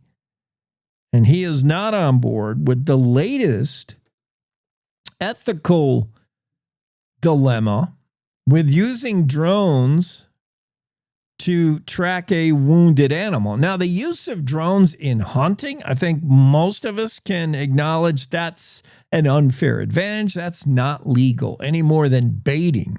Although they do bait in other states for deer, let's say. But some states are considering allowing the use of drones in one particular instance, and that's to track a wounded animal. Believing that if you've made a shot and it's not an immediate kill shot, and you have to, every hunter has been down this road. If you've hunted for any amount of time, you've been in this boat. And it's a good reminder to take shots that are going to be lethal shots. And some of the issues with with better scopes, higher powered rifles, that you got folks taking long shots they have no business taking. And when you're taking, not 100, 200, 300 yard shots, in excess of 400 yard shots, chances are you're not going to be able to make a kill shot from there. Chances are you're so far away, you won't see and won't know where the animal goes if it's not immediately killed. If it's just wounded, that thing's got a 500-yard head start on you. By the time you get to the place where you think you hit it, that animal could be long gone. So the whole issue of, if you can't make a kill shot, don't take that shot. I mean, we got to get back to basics here. Before we even introduce drones, and we will in a minute, I would encourage hunters everywhere to follow that first rule, golden rule. Know what you're shooting at, know your background, and be confident of the shot. Be confident that you can make an ethical kill shot. If you're just firing indiscriminately into herds of elk, you're not doing it right. You're not hunting right. And if you're taking a shot from so far away that you're just going to nick the animal, wound the animal, that's not good hunting practice. But things happen, and we've all been there when the animal did not go down with that first shot. It wasn't quite where we wanted to place it, whatever it is, wind or whatever occurred. And you got to track a wounded animal. Like the Bible on that is you follow the blood trail. And for the most part, you're able to do this and find the animal sooner or later. The animal's going to go down, usually, not up if you're in hilly areas. So you track it down and you track the blood trail. Now, sometimes, that blood trail disappears. The animal will, if it's not been mortally wounded, will eventually stop bleeding and you'll lose its trail. So thinking about what's best for a wounded animal to put it out of its misery, number one, to not waste that animal. Number two, should you allow drones in that case? You've got a wounded deer, wounded elk. It got away from you. You've lost the trail. Should you be allowed to use a drone to find this animal, to spot this animal? Tennessee is one state considering allowing hunters to use drones to seek wounded deer. Can you guess the number one issue? I mean, it seems obvious to me. Where do you draw the line between using the drone to find a wounded animal and using a drone to find your next target? And how are you ever going to prove that if you're a game warden? I mean, that job is already hard enough. How are you ever going to enforce this if Tennessee does allow the use of drones to track a wounded animal? What's to keep a hunter from saying, I'm not looking for where that big buck deer went to shoot it. I'm looking for one that I've wounded. I mean, it's impossible to, it's going to be impossible to enforce that very, very well. And that's one concern. Garrett Kelkowski of Cody is interviewed in the story. He said he had mixed opinions about what Tennessee is considering. He said, for me, it's half yes. I don't want to see that animal suffer. I want to see it found as soon as possible. Yes. The other half is I don't ever want to resort to having to depend on technology or the abuse of that technology. Let's add that for this hunter. If Tennessee moves forward with allowing drones, they're going to have to be strict rules in place so that hunters will somehow have to prove that they are using the drone to seek only a wounded or missing animal. And that's a bit of a dicey game to play. That's going to be very difficult to prove, says Garrett Kalkowski of Cody, and he's right. How are you going to be able to prove that or disprove that if, it's tech. It's tech that we don't need, said Mark Hines talked to another Mark in this story. Mark Hines talked to Mark Jones from Buffalo, Wyoming, National Director for Gun Owners of America. Mark Jones says we already got too much tech in hunting. He said, my personal opinion as a lifelong hunter is that technology is ruining what hunting was meant to be already. Never mind the whole drone thing.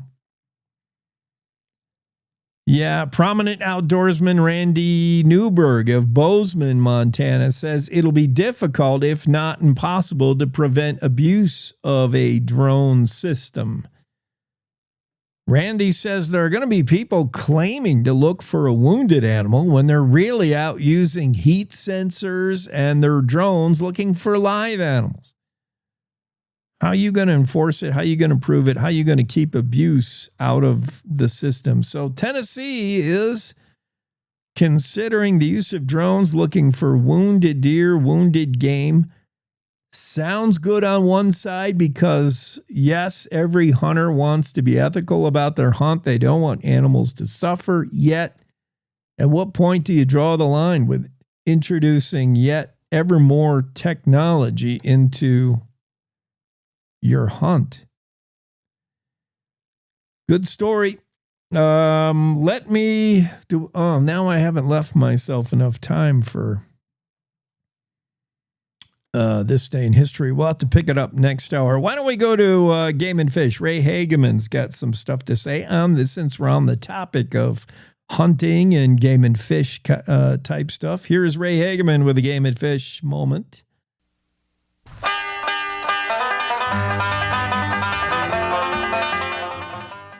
Photographers, the deadline for the Wyoming Wildlife Photo Contest is less than 2 weeks away. I'm Ray Hageman. Details next on the Wyoming Outdoorsman. Stay tuned. The wildlife and wild places of Wyoming lend itself to special photos, and those photos are meant to be shared. That special photo might even win a contest, and capturing a special moment can be recognized in the Wyoming Game and Fish Department's 2026 photo contest.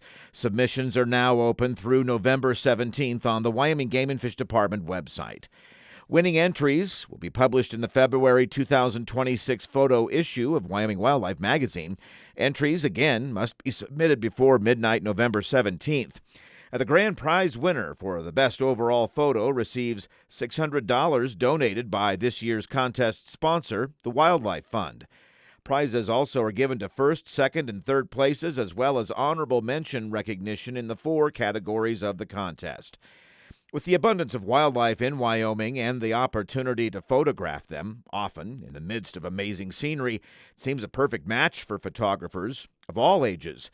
Contestants can submit up to 10 photographs in the following categories: wildlife, scenic, recreation, those are photos of people enjoying the outdoors, and flora. Submissions are being accepted online only. Photos must have been taken in Wyoming and cannot have been previously submitted to or taken on assignment for Wyoming Wildlife Magazine.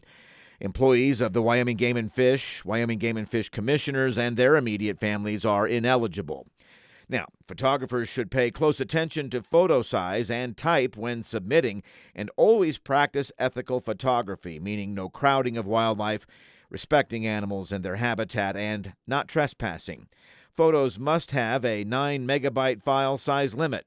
For contest rules, complete submission, guidelines, recommendations, and prizes, go to the Game and Fish website, click on Wyoming Wildlife at the top of the page, then find the link to Wyoming Wildlife Magazine on the right side of the page. Again, the contest submission deadline is midnight November 17th. This has been the Wyoming Outdoorsman, brought to you by the Wyoming Game and Fish Department. Thanks for listening. I'm Ray Hageman.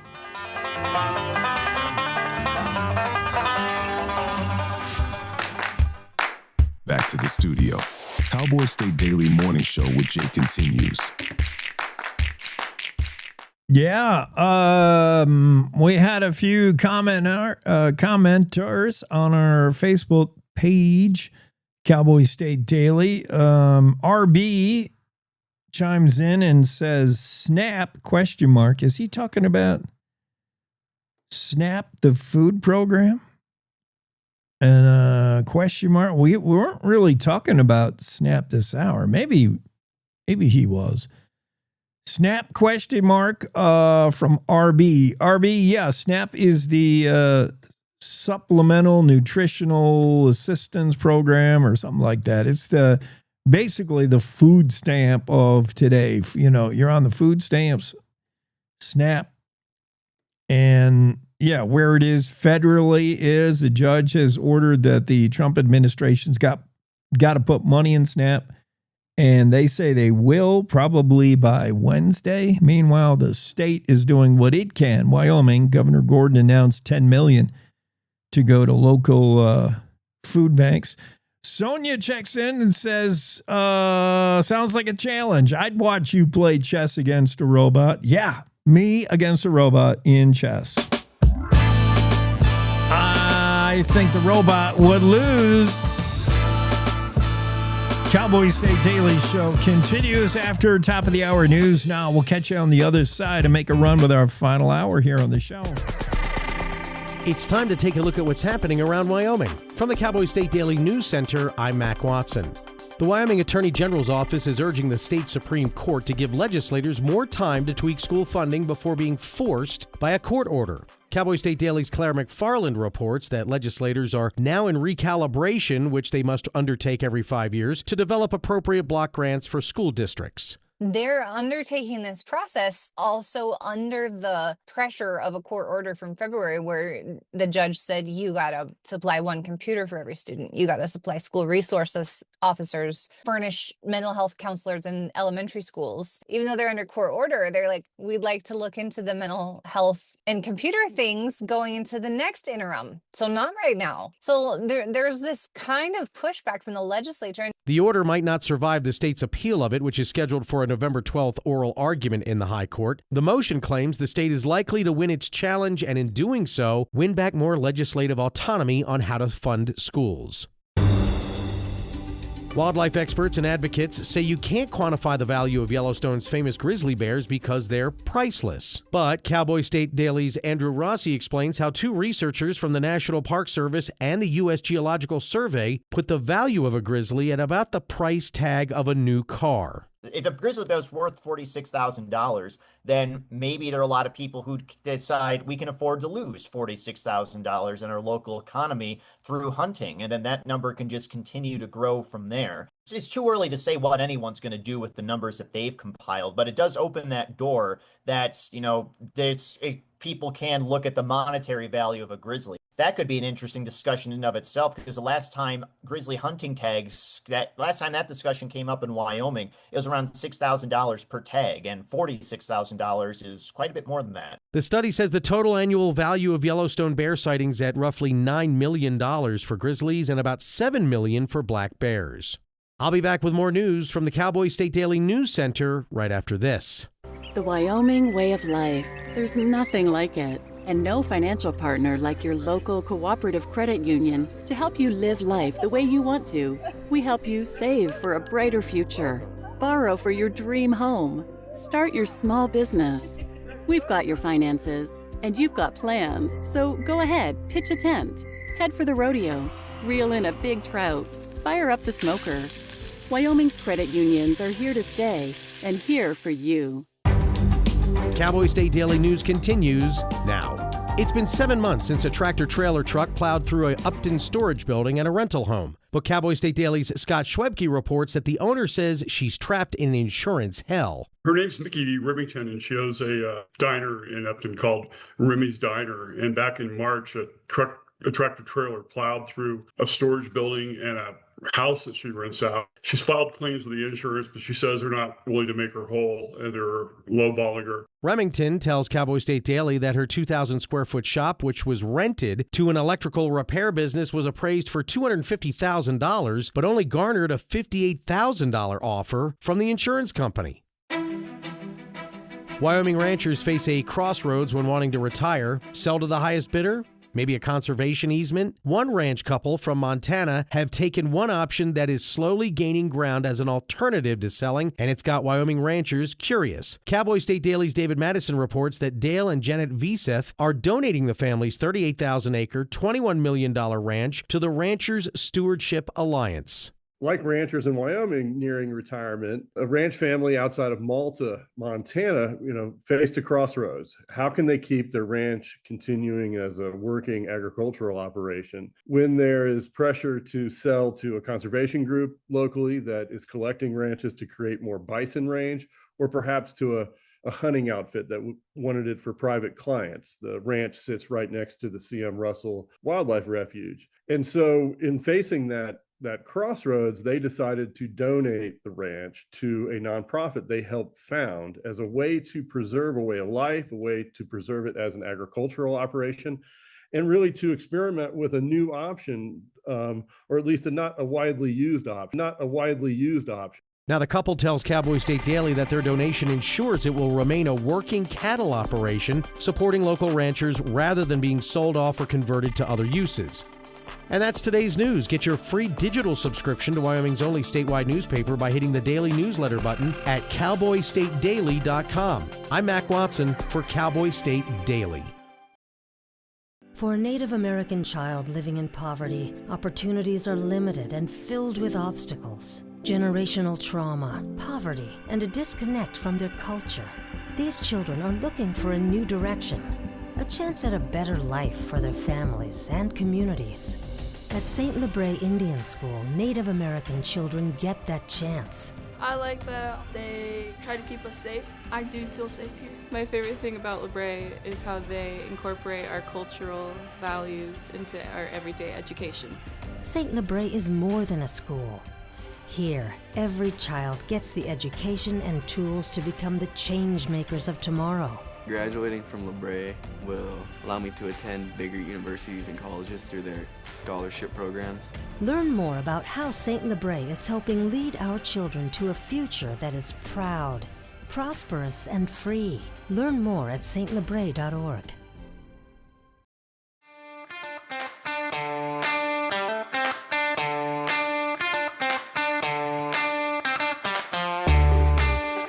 Cowboy State Daily Show with Jake and Dale Killingback here. Dale is my choice for the guy to go up against a computer in a chess match. I think Dale would be good at chess. Are you a chess guy? I am, but I'm not great, Jake, so I probably would lose.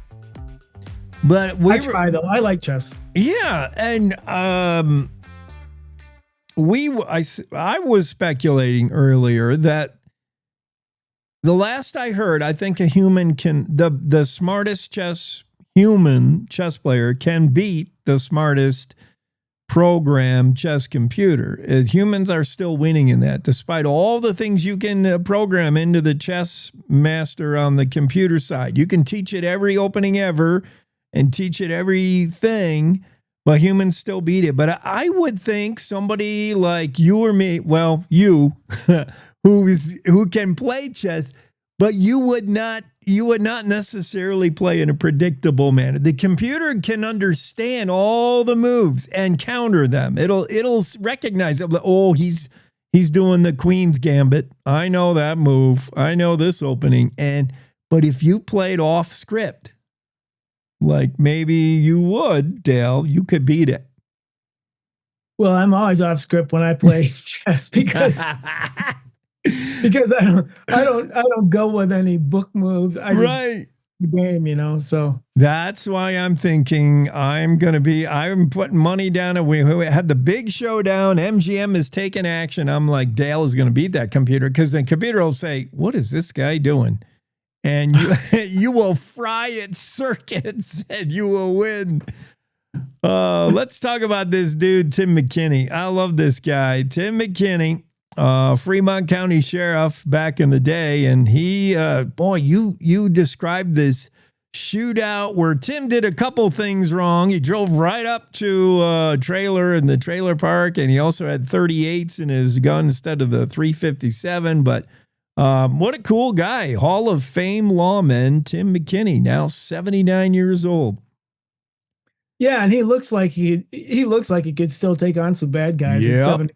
And he's still doing his thing on the ranch. So yeah, I was just so impressed with him and the interview, and just he seems like he was the epitome of a Wyoming sheriff back in the day, and being in Fremont County, covering all those miles and just dealing with all the challenges of the day, took the department forward with different programs like DARE, brought in computers.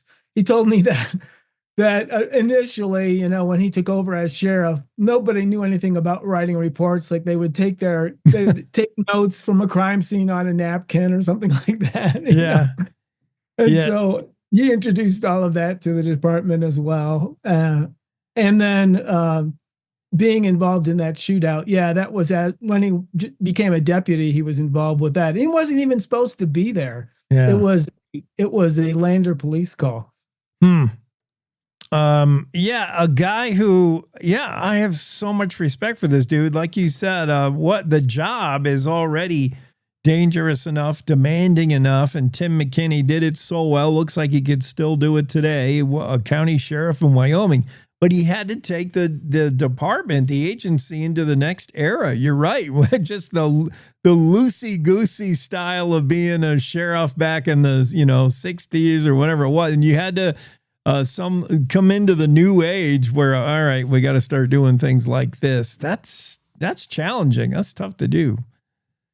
Yeah, and he definitely, if you look at old newspaper stories, he definitely had his challenges. Like there was budget cuts and things like that. But he held his ground.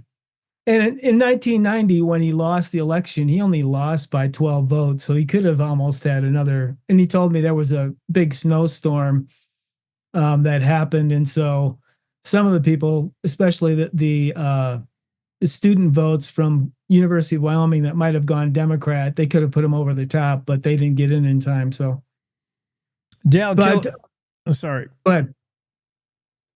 Dale Killingback's story about Sheriff Tim McKinney.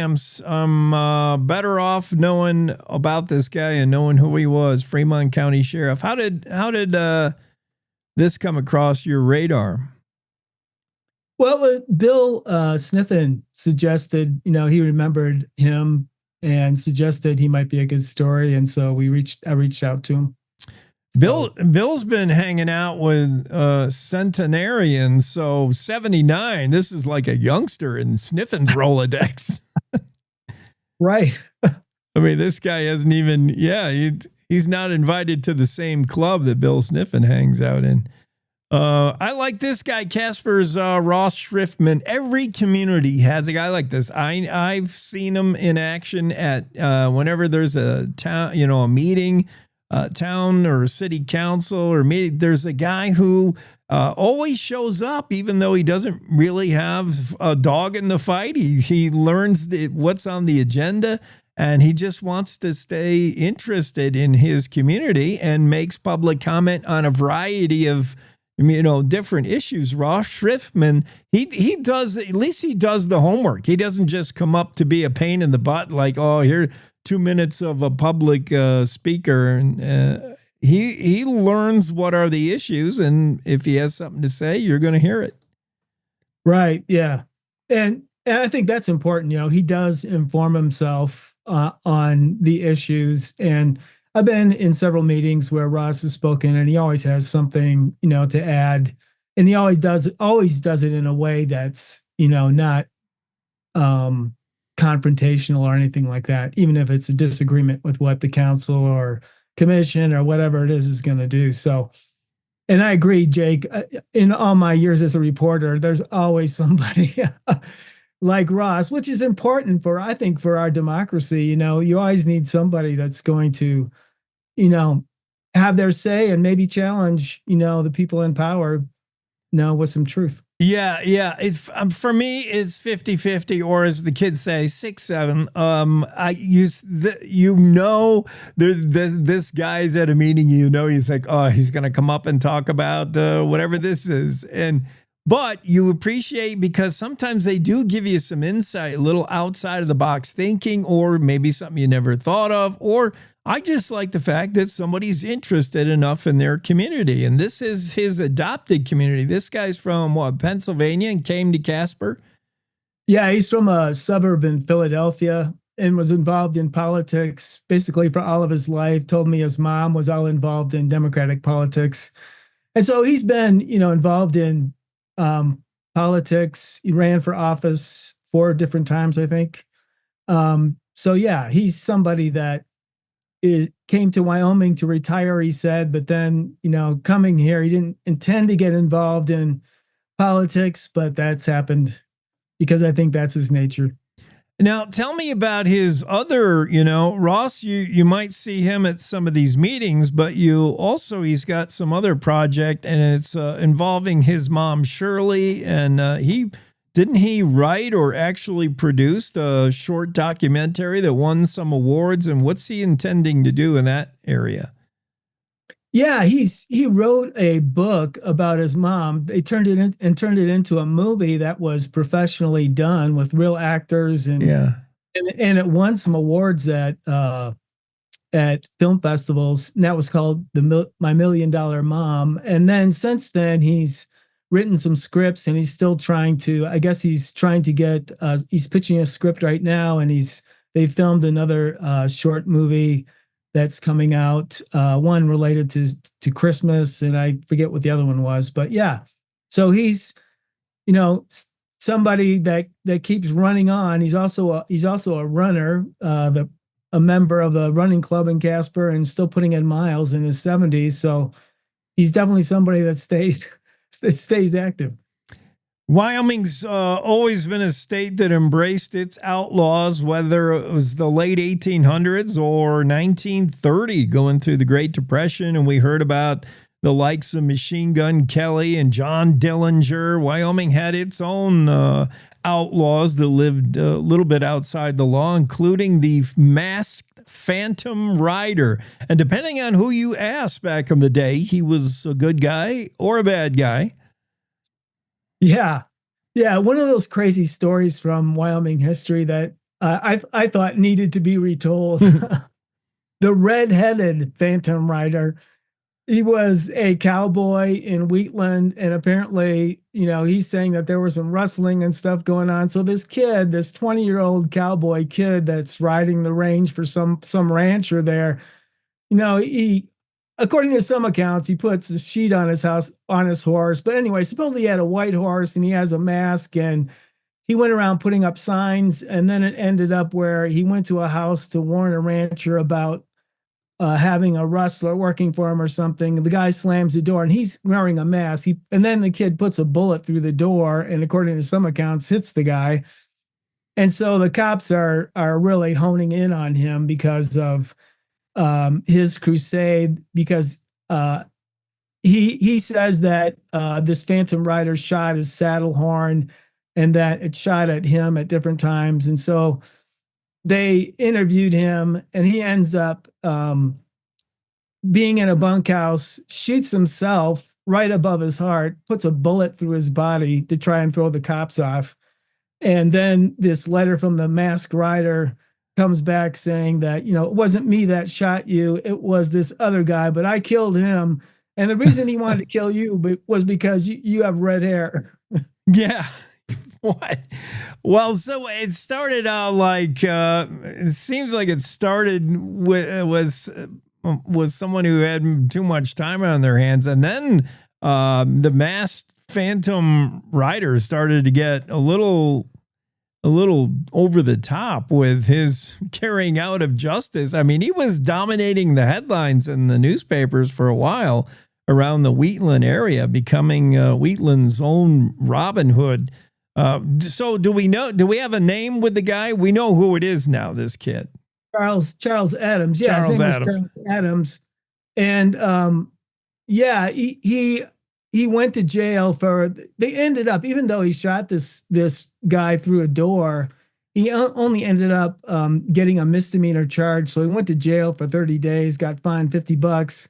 And then the next thing I could find about him was that he and his family had moved out to California, and World War II comes, 10 years later. And so he joins the military, the Air Corps, served as an aircraft mechanic, and lived out on the West Coast for the rest of his life and died at 92 years old. So, so he lived a long life, and apparently he never put the mask back on again. I couldn't find any reference to the masked rider related to Charles Adams, after that. Yeah. Well, that sounds like a better use of his skill set to, defend the nation by riding as the mask rather than trying to seek justice on his own in the Wheatland area. Crazy. Put a badge on, man. Pin the badge on, man, if that's your jam. But, All right, let's go to Mexico. Members of a Sheridan gym are trying to revitalize or at least bring some peace to a neighborhood in Juarez, Mexico, where, of course, the drug cartels have a foothold. Life there can't be, anything but normal for kids. But if they have a place to go, maybe learn a little jujitsu, hear about Jesus, whatever it is that creates a little bit of peace and sanity in their lives. I love what they're doing. This Sheridan-based gym in Juarez. Yeah, I was told that they started. A couple guys from the gym in Sheridan had been down there since like 2018 or something, helping build houses. And then they heard about this guy, this pastor from Texas that was teaching kids jujitsu, and they were part of the gym in Sheridan doing jujitsu. And so they said, hey, let's meet this guy. They met him. And now this group has gone down. They just got back from their third time down there. And what they do is they round up a bunch of kids down there from, young to 18, and they bring them in, they feed them, they teach them jujitsu, they bring them the gospel, and they just try and make their lives better, in their situation. And I was told that some of them, a lot of them are recruited by, the kids get recruited because there's nothing else for them in the community. They get recruited by the cartel. Some become prostitutes or whatever else, jobs they have, but that happens in the community. So they're trying to provide education, and just help them be able to exit Juarez with something better than a cartel future. Yeah, I like that. I mean, you think about what can I do to change the world? It seems like you got to take a big swing at the plate, but sometimes just a base hit, man. Matt Child is the gym guy. Steve Jolly from El Paso, Texas, it leads Project Rio Bravo Ministry, and together they've decided at least take one neighborhood, one little piece, and make it better in Juarez, Mexico. Cool, Dale. Thanks for those stories. You are welcome, sir. Have a great Monday. Yeah, great Monday too. Hey, what'd you do last weekend, by the way? Wasn't it nice? Beautiful. It was beautiful. Yeah, I just did the routine. I didn't do anything special, but yeah, it was a great weekend. Yeah. All right, very good. Carry on. Thank you, sir. Dale Killingback of the Cowboy State Daily, and his stories about the Wheatland was terrorized in 1930 by a masked phantom rider who took justice into his own hands and six-shooter. And what become of him? Dale had the follow-up, lived to 92 after joining the military, moved to California, all that. Wyoming gym pairs jiu-jitsu and Jesus for kids in Mexico terrorized by a drug cartel. That's a positive, uplifting story. I like that. And others, Dale Killingback of the Cowboy State Daily Show. Mac Watson going to pop in here. We're going to talk sports right after this break. Stay with us. Welcome to The Jake Show on Cowboy State Daily, Wyoming's daily dose of raw, unfiltered, and occasionally uncomfortable truth. I don't do talking points. I do reality. No spin, no fluff, just Jake. Local issues, national nonsense, and zero BS. It's truth, sarcasm, and grit, shaken, not stirred. I just call it like I see it, and I see a lot of shit. let's just say I see a lot. From the capital to the county fair, if it matters to Wyoming, Jake's got something to say, and he's not asking permission. The West was built by people who weren't afraid to speak up. I'm just keeping the tradition alive. The Jake Show, weekdays on CowboyStateDaily.com and wherever you get your dose of reality. Not for the easily rattled, perfect for everyone else. This is the Cowboy State Daily Radio Network. Nestled between Casper Mountain and the North Platte River, you'll find the heart of Wyoming. With a bustling downtown centered around our outdoor haven, Casper is for adventurers, freedom seekers, and rule breakers who find beauty off the beaten path. So if touchable history, a vibrant community, and uninterrupted outdoor recreation define your travel itinerary, allow us to welcome you to the one and only Casper, Wyoming. Plan your trip at visitcasper.com. Oh, right. Look at you taking the stairs. Who are you? We're your lungs. We are proud of you for quitting smoking, but you still may be at risk for lung cancer. A routine cancer scan can detect it early when it's more curable. Good to know. Well, I gotta go somewhere. So do we. So do we. Listen to your lungs. Get a routine screening that could save your life. Talk to your doctor and learn more at savedbythescan.org. I think I finally found. Hey, how you doing? Hey, Mason. Hey, Mason. Got a new house. It's looking pretty cool so far. A place that I call home. I'm teaching Louise how to cook some lasagna. It only takes a spark to make a fire start.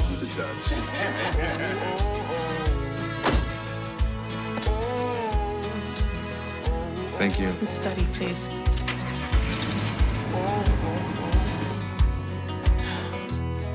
I think I finally found a place to make my own. A place that I call home. This place that I call home.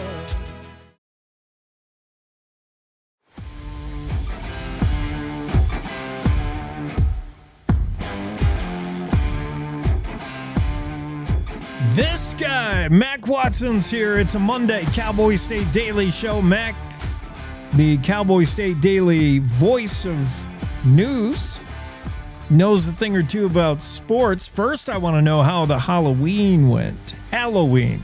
It went very well. I was the PA announcer at the football game. So that meant that I got a firsthand or first person point of view of watching Cody win. So we're going further in the playoffs. So that was fun. And then I got to go home and take my son out. I gotta tell you, Jake, I'm a little disappointed. There is a new trend, and I don't know whether it's just in Cody here or everywhere else. People are starting to get really lazy, or they don't want to be controversial, and they're not giving out candy. They're giving out dollar bills, y'all. Oh, giving out money. They're not giving out candy. They're giving out money. And they're not even saying trick or treat, or they're not even letting the kids say what they are. They're just basically like, here's $1. Go away. Whoa. Okay. Yeah. I mean, come on.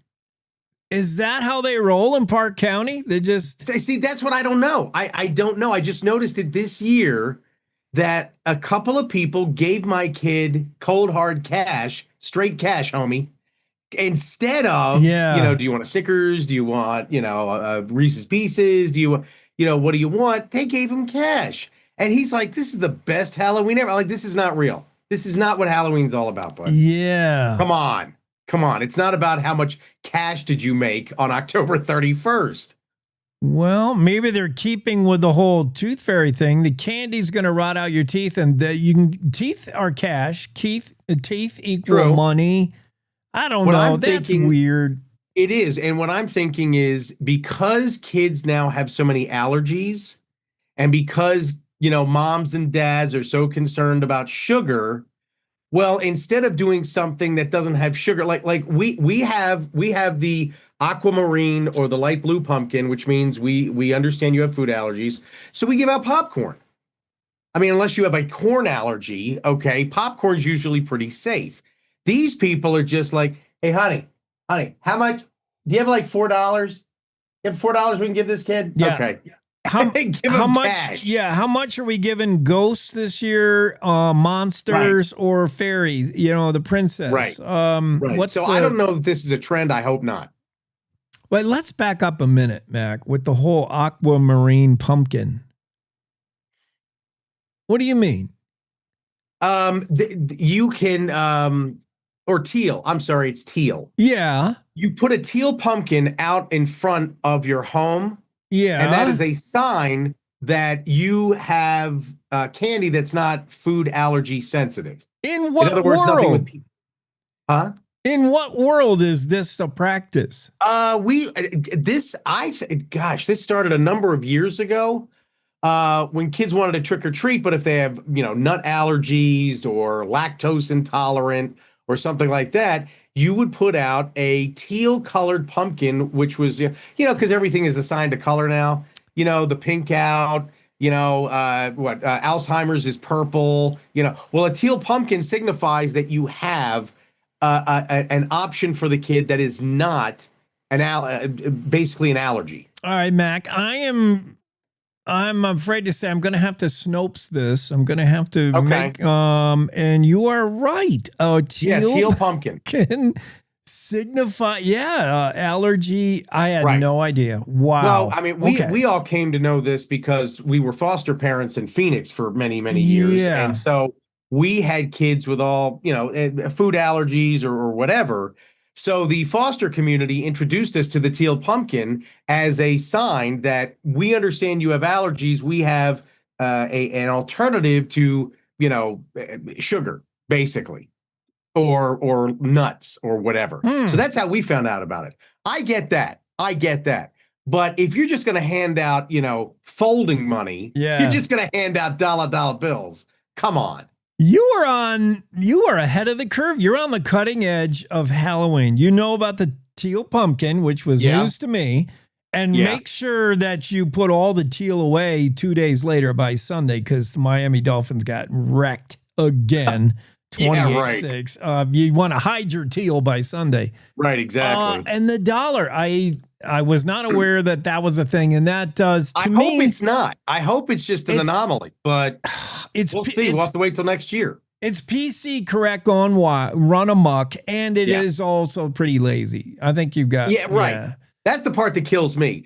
If you're that lazy, don't turn on your porch light, man. Yeah. Really, don't turn on your light. Yeah. I agree. I was happy to see that it's not a trunk or treat, but it's when the downtown businesses do trick or treat for the kids. Friday, when I was in Lander for our football game, Lander against Jackson, I saw more kids on Main Street on the main drag than Lander even has. They must have brought them in from River to. There were hundreds and hundreds of kids. It was so great to see. Oh my goodness. It's really popular here too because we have it as well, and the football game is always scheduled right after. So our downtown business Halloween trick or treat or whatever is from 4 to 6, and then the football game is at 6. Yeah. So I got to walk around downtown with my son and see people and stuff like that. Plus, it's just fun. Yeah. I mean, if it's not too cold, if it's not Wyoming weather where it's minus 20 and a wind chill of minus 30. Yeah. But it's usually fun, and I am still just pleasantly shocked how many businesses participate, how much goodwill there is. It's just the fire department's out there, the police department, all the businesses. You may see the mayor. It's always a good time. I love it.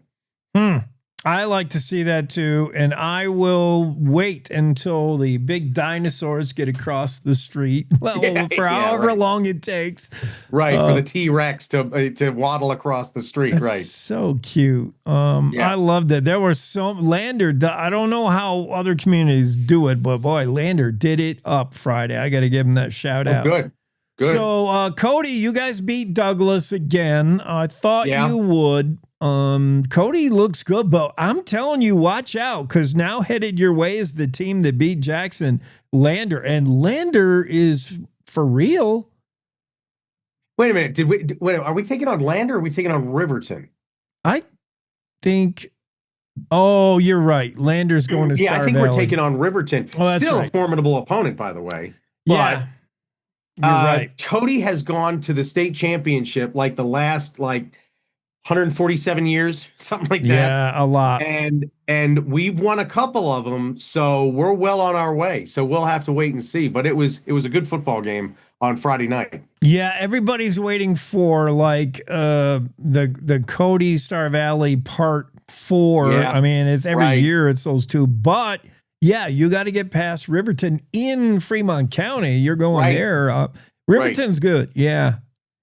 And I think Lander might have something for Star Valley. It won't. I don't think it'll be a blowout. You think it'll be close? I think it'll be closer than some folks might think. Lander's pretty decent. Yeah. Yeah. I just don't. There's something in the water. If you take a look at their stats, these kids and their kids are like 6'6". Oh yeah. 6'4". 6'3", you know, and that's the punter. I mean, it's amazing how big those kids are. I mean, they are, and as a full-grown man, even I'm like, whoa, is that a college team? Yeah, they're big.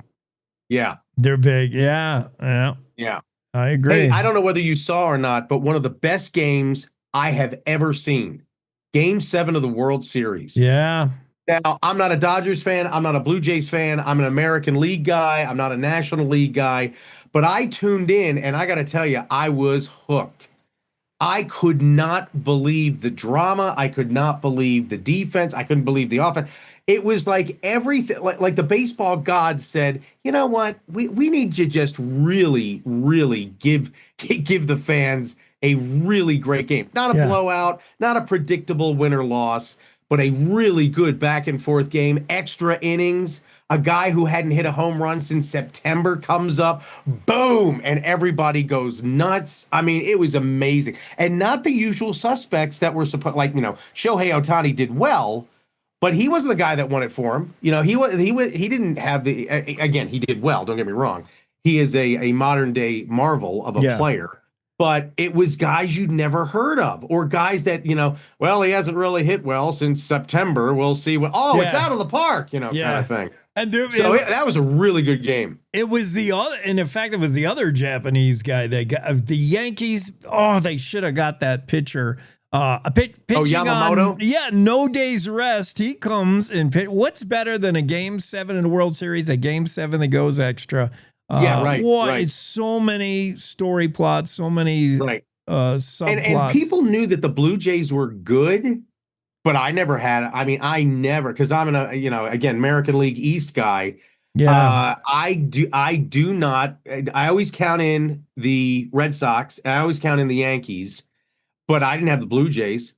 Did not have the Blue Jays. I knew they were good, but I thought they'd be the middle of the pack like they usually are, or a little toward the bottom. I didn't expect the Orioles the Orioles were on their way up. They were doing really well for a number of seasons, had a good farm system. It was built, not bought. They were doing really well.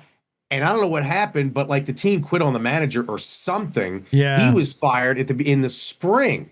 So I don't know what's going on with them, but the Blue Jays really surprised me. Yeah. In the AL East, Yankees and the Red Sox, the legacy teams are giving way to these young upstart teams, which were Baltimore and Toronto. But Baltimore's charge to the top just ran out of gas. Yeah. And Toronto maintained.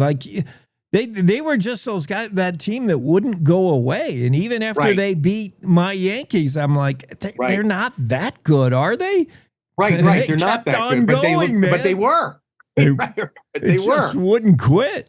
Right. Yeah. And then last night, and this always warms my heart because where we live, I love it when they put on a national game, right? They put on the Bills national game, and they always find a couple people from Wyoming with the Wyoming sweatshirt, with the blue and the brown and the gold, or Wyoming kind of symbol or whatever, or logo, I'm always like, oh, they made it all the way to Buffalo. They went all the way to Buffalo or wherever they're playing, So that always warms my heart. Yeah. But I got to tell you, I'm thinking the Bills are for real again this year. Not again this year. I think they're better than the Chiefs, and they proved it last night because not only did they hang, but I thought Josh Allen looked like another level again. Yeah. He looked next level again.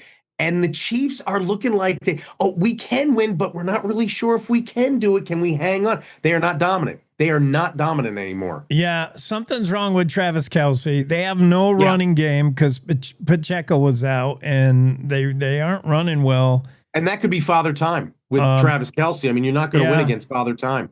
I think Father Time is starting to take a little bit of air out of the whole Chiefs movement. Yeah, and the Bills have not had problems beating the Chiefs in regular season. It's the postseason. Right. Kansas City waits until it's January, then they start playing. Yeah, right. But they look more vulnerable this year. Yeah, because they always look like they're not. They don't panic. They never panic. But it's kind of like, oh wow, they missed that. Or like you said, Travis Kelce doesn't look the same. Or the defense isn't as smothering as it was, that kind of thing. So I don't know. I think it may be up in the air. And the Broncos, man, the Broncos did really well yesterday. Again. Cardiac kids again. Yep. And it's that's Sean Payton. Sean Payton is like a brain surgeon. Yeah. Everybody else is like panicking and everybody else. And Sean Payton is just like, we got this. We're fine. We'll be fine. And he pulls it out. That's coaching. That's great coaching.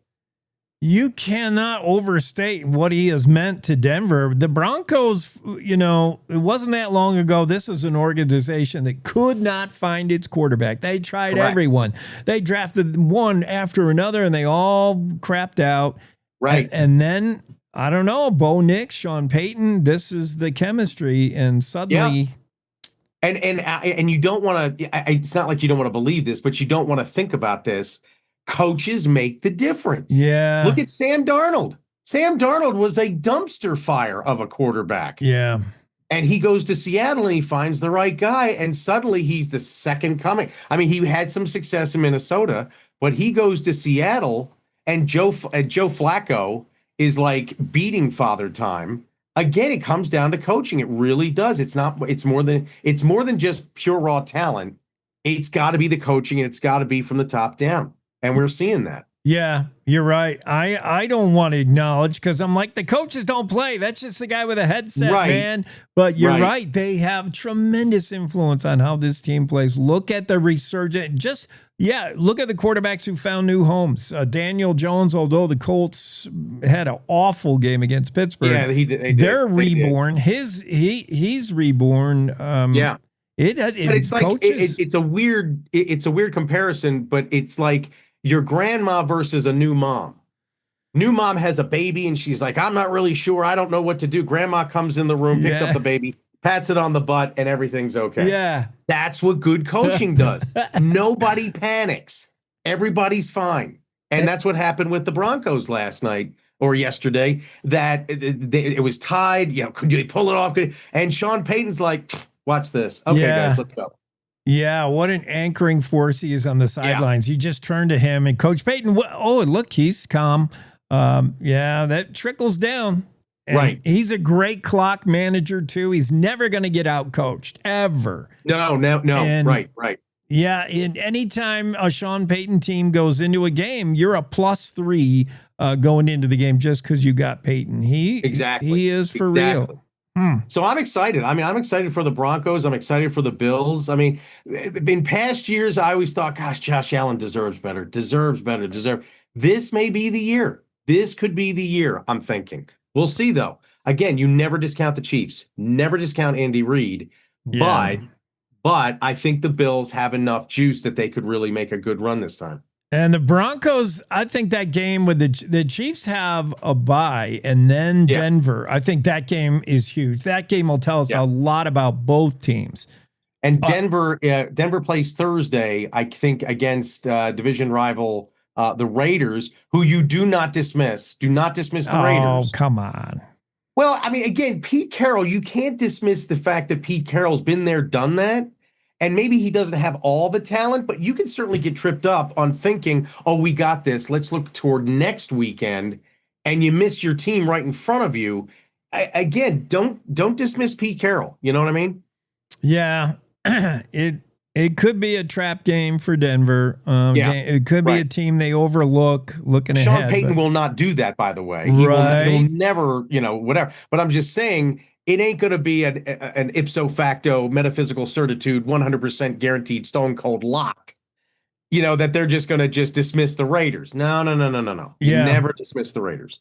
Yeah. Well, I think circle the 16th of November. That's Kansas City, Denver. The Chiefs will be playing they'll be fighting for their playoff lives. Yes. And they're going to come in after a week off. They'll be fresh.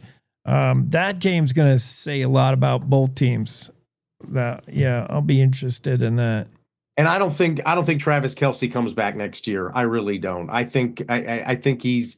You've got to know when to leave the party. And I hate to say that because there are people who just don't, Joe Montana playing for the Chiefs or Johnny Unitas playing for the San Diego Chargers back in the day, or or Joe Namath playing for the Rams, or Boomer Esiason playing for the Cardinals or whatever, and Brett Favre playing for the rest of the league, right. And Aaron Rodgers, the same thing. You got to know when to leave the party. And I think if Travis Kelce does not have a good year, I just think, man, you've got a podcast. You're the second most popular person in the world because of your girlfriend, now fiance. Yeah. You could do something else. You could certainly do something else. And I'd love to see him in the booth. I really would. I would love to see, instead of a Manning cast, I would like to see a Kelce cast. Oh, with him and his brother? Those two guys are hysterical. Yeah, I agree. I don't think it's so much Travis Kelce's diminishing skill set. It's not what he used to be, but he's still, top 3 tight end. It's his attitude. He doesn't seem like he has the same fire anymore. Right. And we know, if somebody's watching or listening to this program, you may go through this with your own career. Like, you've done something for 10, 20, 30 years. You just kind of lose the fire and you want a new challenge, But what you shouldn't do is hang on. And I'm fascinated by this because of what we do and in the media and show business. There are just some people who will cling. That's all they know, is how to cling to that career where people are like, oh, go away. I don't want to see I want to see Travis go out on the top of his game, not like, he should have retired like 2 years ago. That's what I don't want to see. I just want to see him go out because that guy, man, I'm tired of my Bills trying to cover him, tackle him. Yeah, just get out of there. Right. Well, maybe Denver Buffalo. Oh, wow. Could they ever meet up? That would be great. That would be a great matchup. That really would.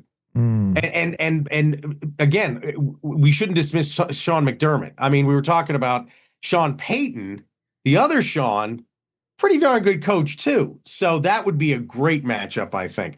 Plus Bo Nix, the young guy, the young stud versus Josh Allen, who's becoming the old man in the league kind of thing. Yeah. That'd be a great matchup as well. Be a lot of storylines there. Yeah. Oh yeah. All right, Mac.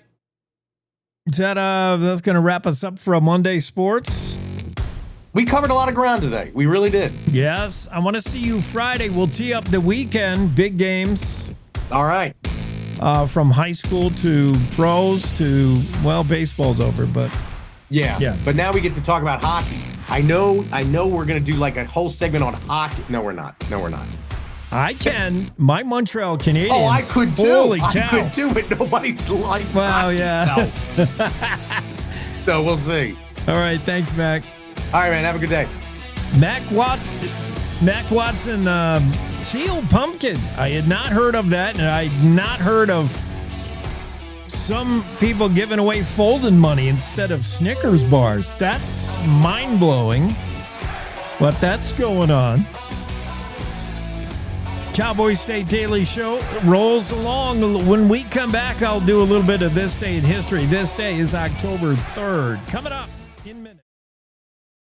Wyoming is the cowboy state. From corner to corner, there are so many stories to be told, and more cowboys and cowgirls are turning to the Cowboy State Daily News team to keep them in touch with what's happening both locally and in other parts of Wyoming.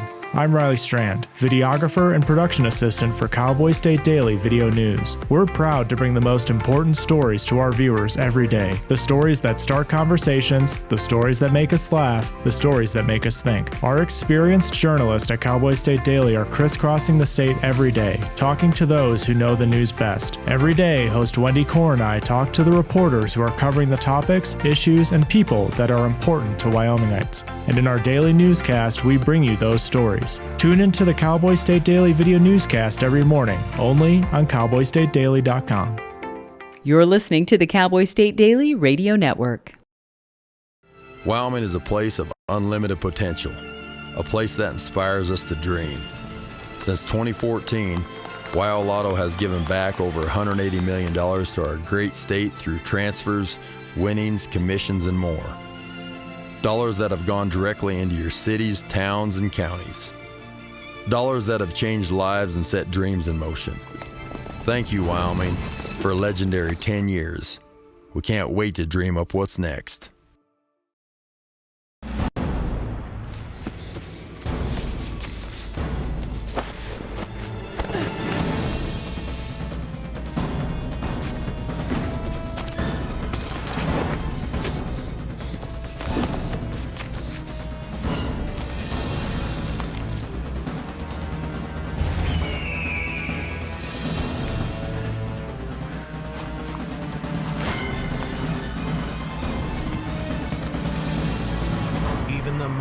Might not see it coming. It's prediabetes, and it captures 1 in 3 adults. You may not even know you have it, but you can escape. Take the 1-minute prediabetes risk test to know where you stand. With early diagnosis, you can change the outcome and prevent or delay type 2 diabetes. Be your own hero on smartphones everywhere at doihaveprediabetes.org. I wanted to talk with you and your mom today, Lily, because of some of the changes your friends and teachers have seen in you lately. And along with the incident the other day, you were with Derek when he was caught selling marijuana. Yeah, he was selling it. Honey, we know. But we care about you and want to know what's going on. That's right. We'd like to understand it better and see how we might help. And if weed is a part of it, we want to make sure you know about the negative consequences for someone your age. So, can we talk? Talk. They hear you.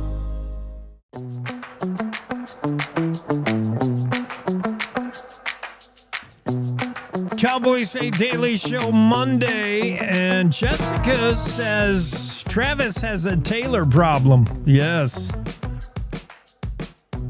I don't know if Travis Kelce's head is just not in the game anymore because he's got so much off-field stuff going on with Taylor Swift. But Travis Kelce has not been the same Travis Kelce. The Chiefs have not been the same Chiefs. And I think you're starting to see chinks in the armor, cracks in the structure. They're getting older. I mean, this team has 4 losses. They are technically out of the playoff picture right now. Travis has Taylor problems. Uh-huh. Sonia's concerned AI is making us dumber. Yeah, it is. Just ask any kid to spell or have good grammar or do long division.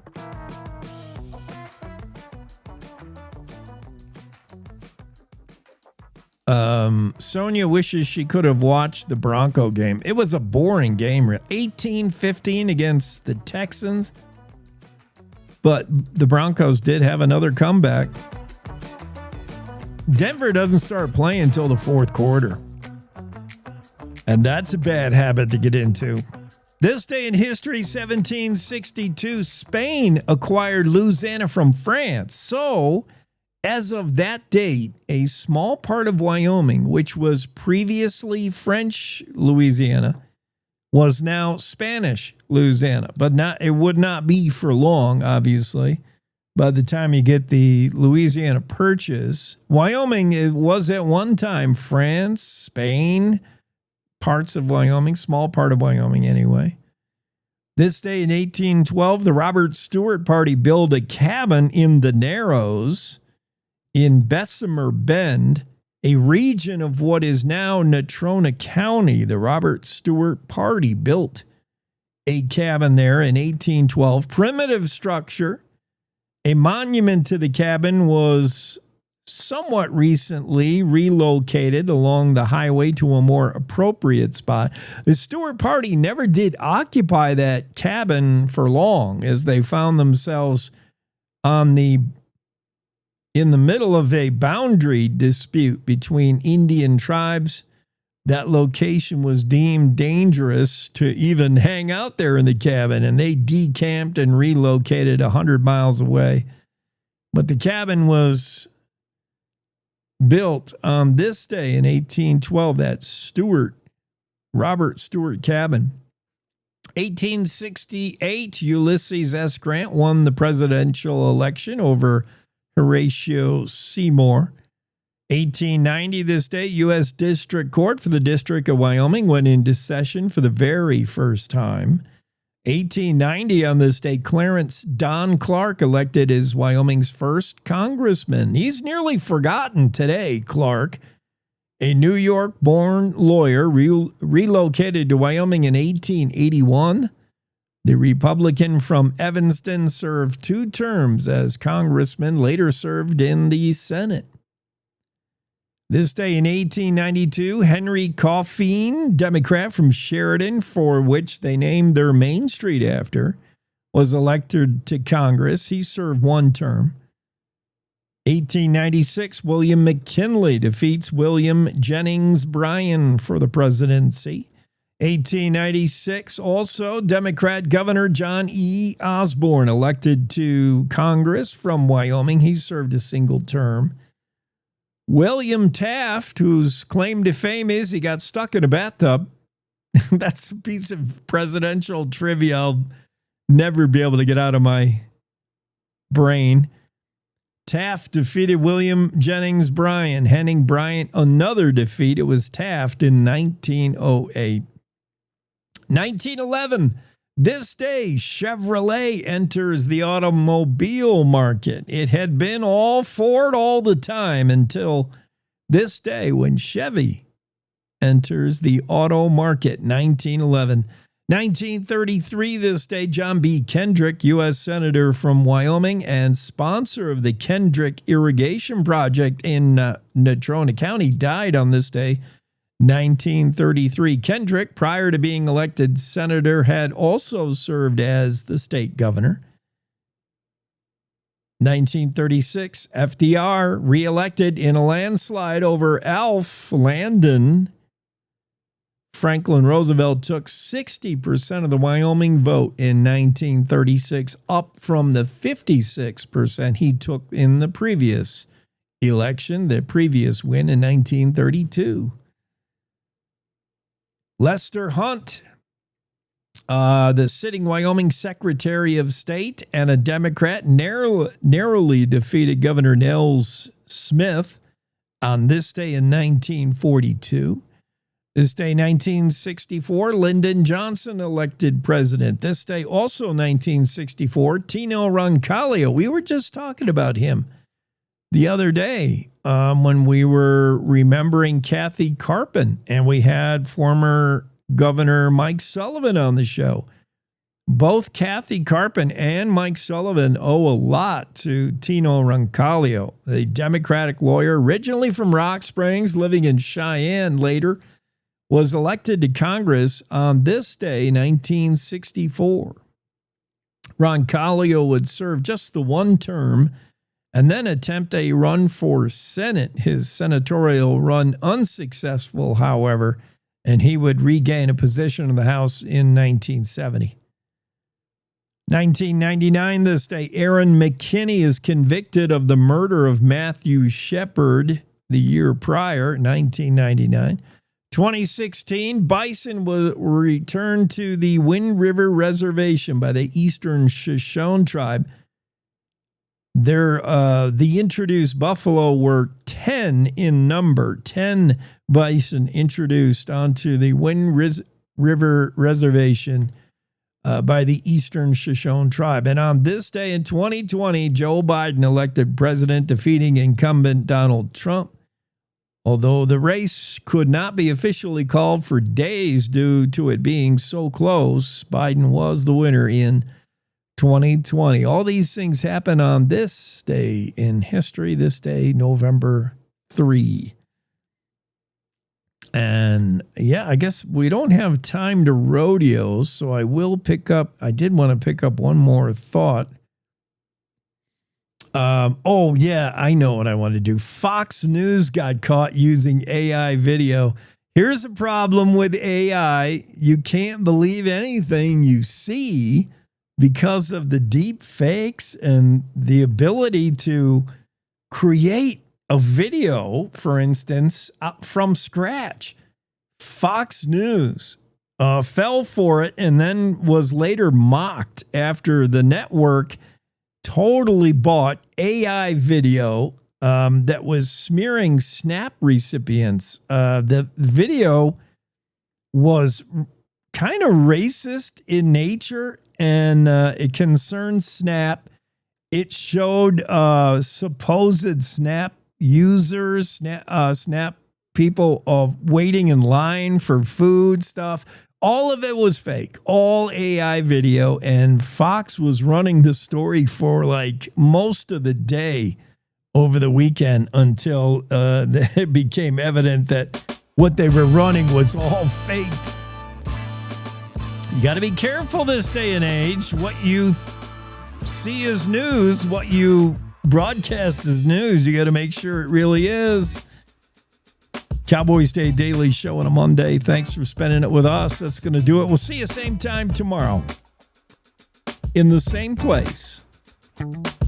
Have a great Monday. Good morning. This is the Cowboy State Daily Morning Show with Jake. The new way, Wyoming.